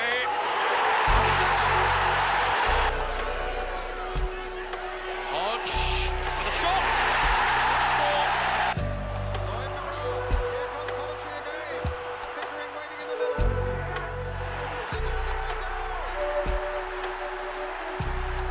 A demoralising defeat to Coventry City to one side, Tottenham really ought to have been in a brilliant position. Howard Kendall had just deserted champions Everton. Kenny Dalglish was still early on in his time at Anfield to keep Liverpool's chances unpredictable ahead of the 1987-88 season, and any other team weren't worth talking about. Then David Pleat resigned after a decent start to the campaign. An substantiated tabloid sting prompted the shock announcement in October '87 and left Spurs scrabbling around for his replacement. Meanwhile, in Pleat's absence, they bowled out of the League Cup up at Villa Park and would go winless for an entire month whilst a successor was sourced. The answer to their problems laid on West Palm Beach in Florida.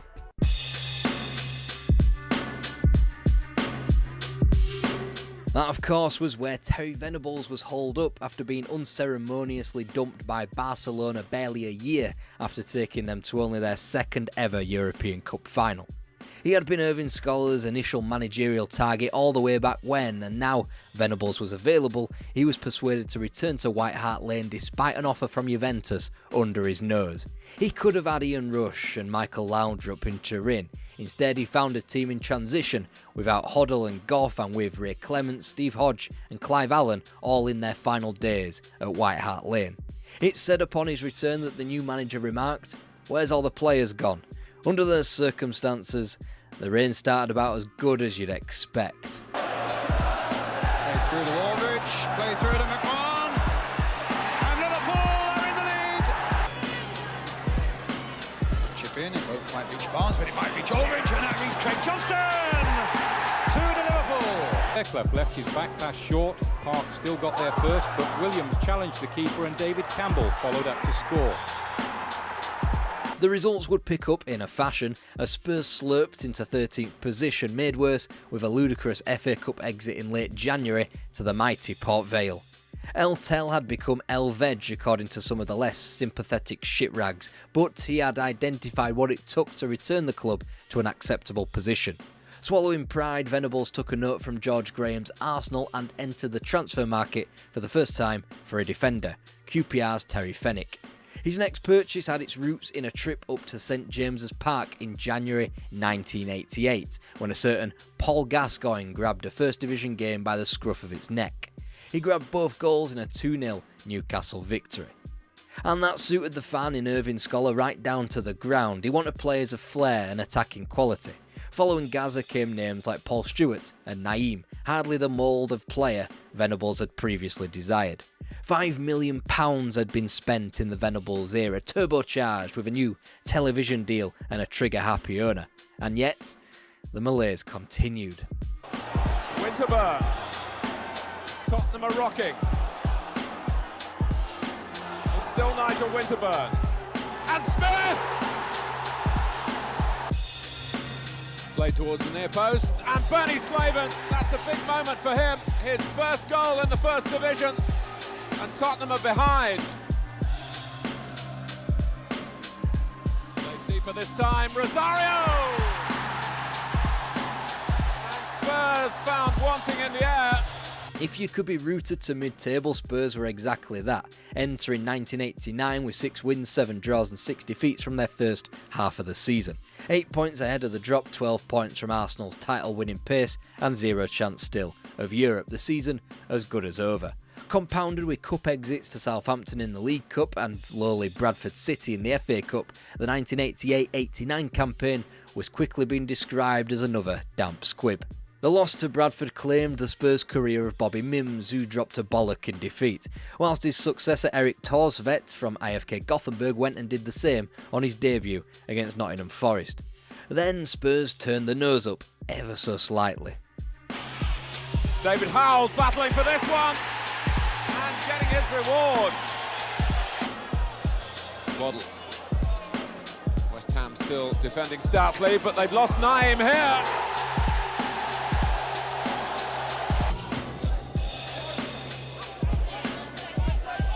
Waddle's jumping.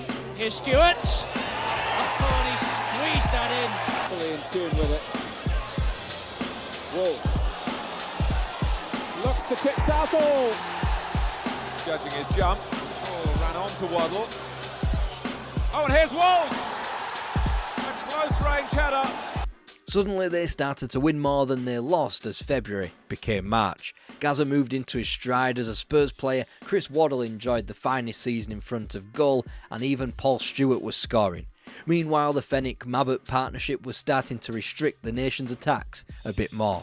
They moved into 6th, under normal circumstances, a European spot. Either way, it was something to build upon, especially when Gary Lineker burst through the door, signed from Barcelona.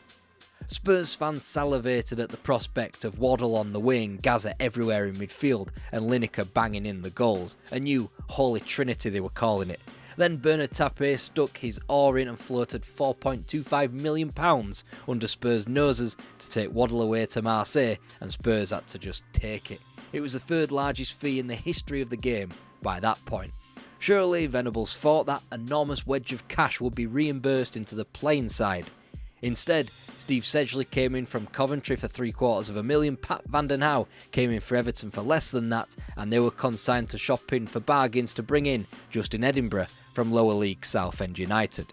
In an attempt to commercialise Tottenham Hotspur within an inch of its life, Scholar had opened up a gaping wound in the club's finances. They renovated the East Stand, which came in at double the budget at £9 million, and suddenly Scholar wasn't meeting his financial guarantees. It turns out Keith Birkinshaw was on the right tracks when in 1984 he said, "There used to be a football club over there." Scholar even had to go to Robert Maxwell of all people, cap in hand, for a loan to fund the Gary Lineker transfer. The club was in a sorry state behind the scenes, but hey, they got a new striker and he was banging in the goals.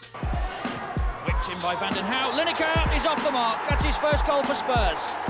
Is Gascoigne and Lineker 1-0. Rangers with problems here. They've let Lineker turn 2-0. Naeem's in and Lineker's unmarked. A hat-trick perhaps? Yes. Still for Gascoigne. This is a good run. And Lineker has scored another. Once the scales of a now customary tepid Spurs start to a season fell from the eyes, they moved through the gears. Lineker wound up with a full 26 goals from 45 appearances, shouldering the goal-scoring burden for much of the team. Meanwhile, Gaza was in the kind of form that had quickly made his participation at the upcoming Italia 90 a near certainty. In the shake-up for a European spot by New Year as the 80s became the 90s, Spurs were halted in their tracks thanks to a pair of eliminations from the domestic cups. First, shockingly at home to Southampton at the 3rd round stage of the FA Cup, then in the business end of the League Cup, to a team who had a vice-like grip on the competition. It's an awkward one for Steve Sutton. Naeem follows in. There's a genuine counter-attack as opposed to just an attack. Crosby, and it's brought the equaliser from Hodge. Italy trying to hold him up. Jensen trying to get past him. He's done that. Oh my word! Big touch. He might do it here. Oh, he has! Oh, and Hodge has collected it. My word, you have to hand it to Nottingham Forest. The inconsistencies thereafter of defeats to Villa, Derby, Palace and QPR soon was transformed to a near-perfect run to end the season. From their last 8 matches, Spurs picked up a resounding 21 points, even dispatching of champions Liverpool on the way to 3rd place. Far away from keeping tabs on the eventual league winners, but unfortunately due to England's omission from European competition, only one UEFA Cup place was afforded to the First Division nowadays.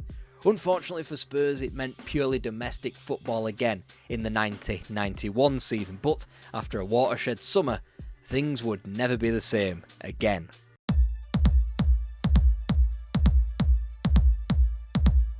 We had officially reached peak Gaza mania. Just as the Spurs midfield maestro wept in Turin, the country wept with him, and England reached the semi-final of a World Cup for the first time since the obvious 1966.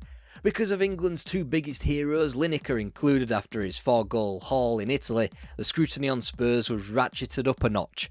This time, however, they shot out of the blocks. Gascoigne up in support, and Peter Shilton might not be very happy with the way that ball slipped through his fingers. Good harassing from Spurs again, and it's Stewart who plays it through. Lukic has hesitated, and Howells gets it through the goalkeeper. Arms in the clear. Yes!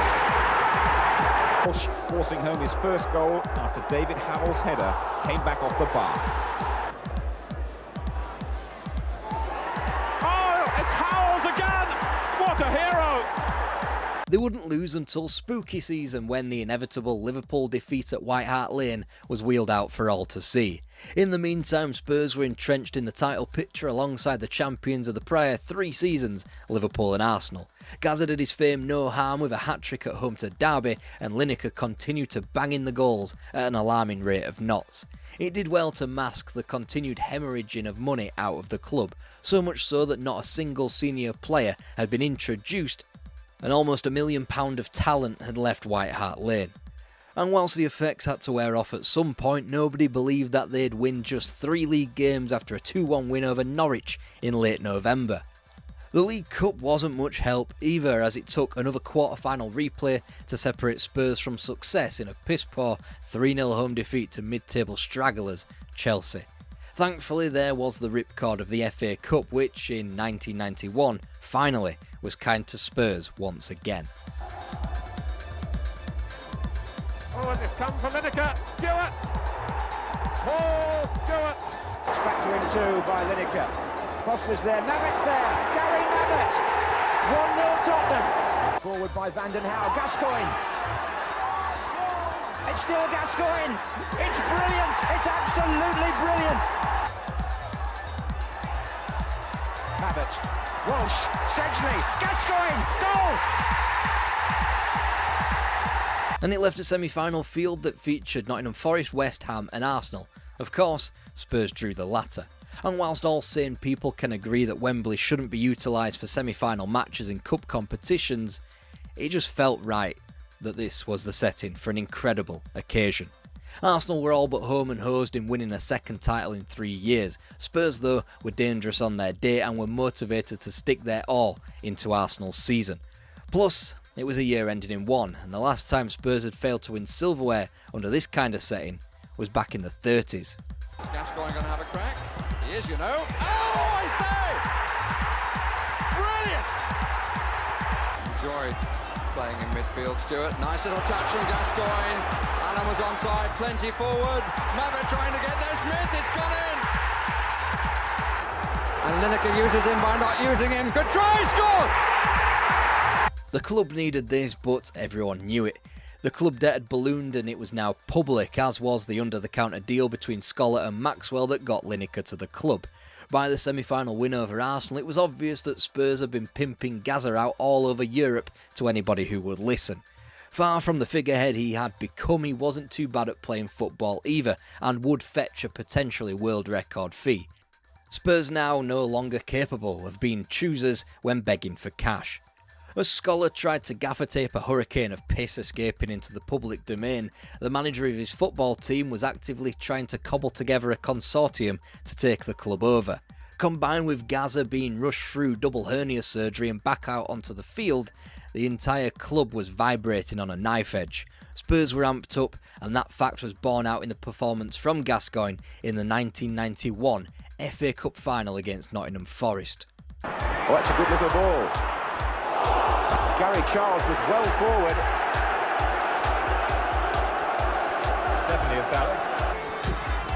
Oh, it's in! What a splendid shot. And Crossley has saved it. And follows Dave Besant. Paul Allen and Paul Stewart with a chance for Spurs. And the equaliser. In goes Stewart. Oh, a chance at the far side. And it's in! Victorious in the most important way, losers in almost every other way. Spurs had won the cup again, and a sliver of riches would follow from that fact. They'd also agreed to sell Gazza to Lazio for an eye-watering £8 million. Of course, that had yet to be finalised, and from his horrific injury, that price would slowly be whittled away throughout the 1991-92 season, of which Gascoigne missed the entirety of. He would play again, but it wouldn't be for Spurs, and there was no guarantee that Lazio would receive the same player in 92, so the transfer fee was watered down. Meanwhile, whilst players caught a rest in the summer of 91, their manager could not afford to. He owed it to the club. He wasn't badgering other clubs, agents of players, or trying to get transfer deals over the line, like some kind of possessed badger with the advent of Twilight like most do these days, but he was attempting to get a deal over the line, one that he believed was going to save the club. Long story short, he plopped his eggs into a basket called Alan Sugar.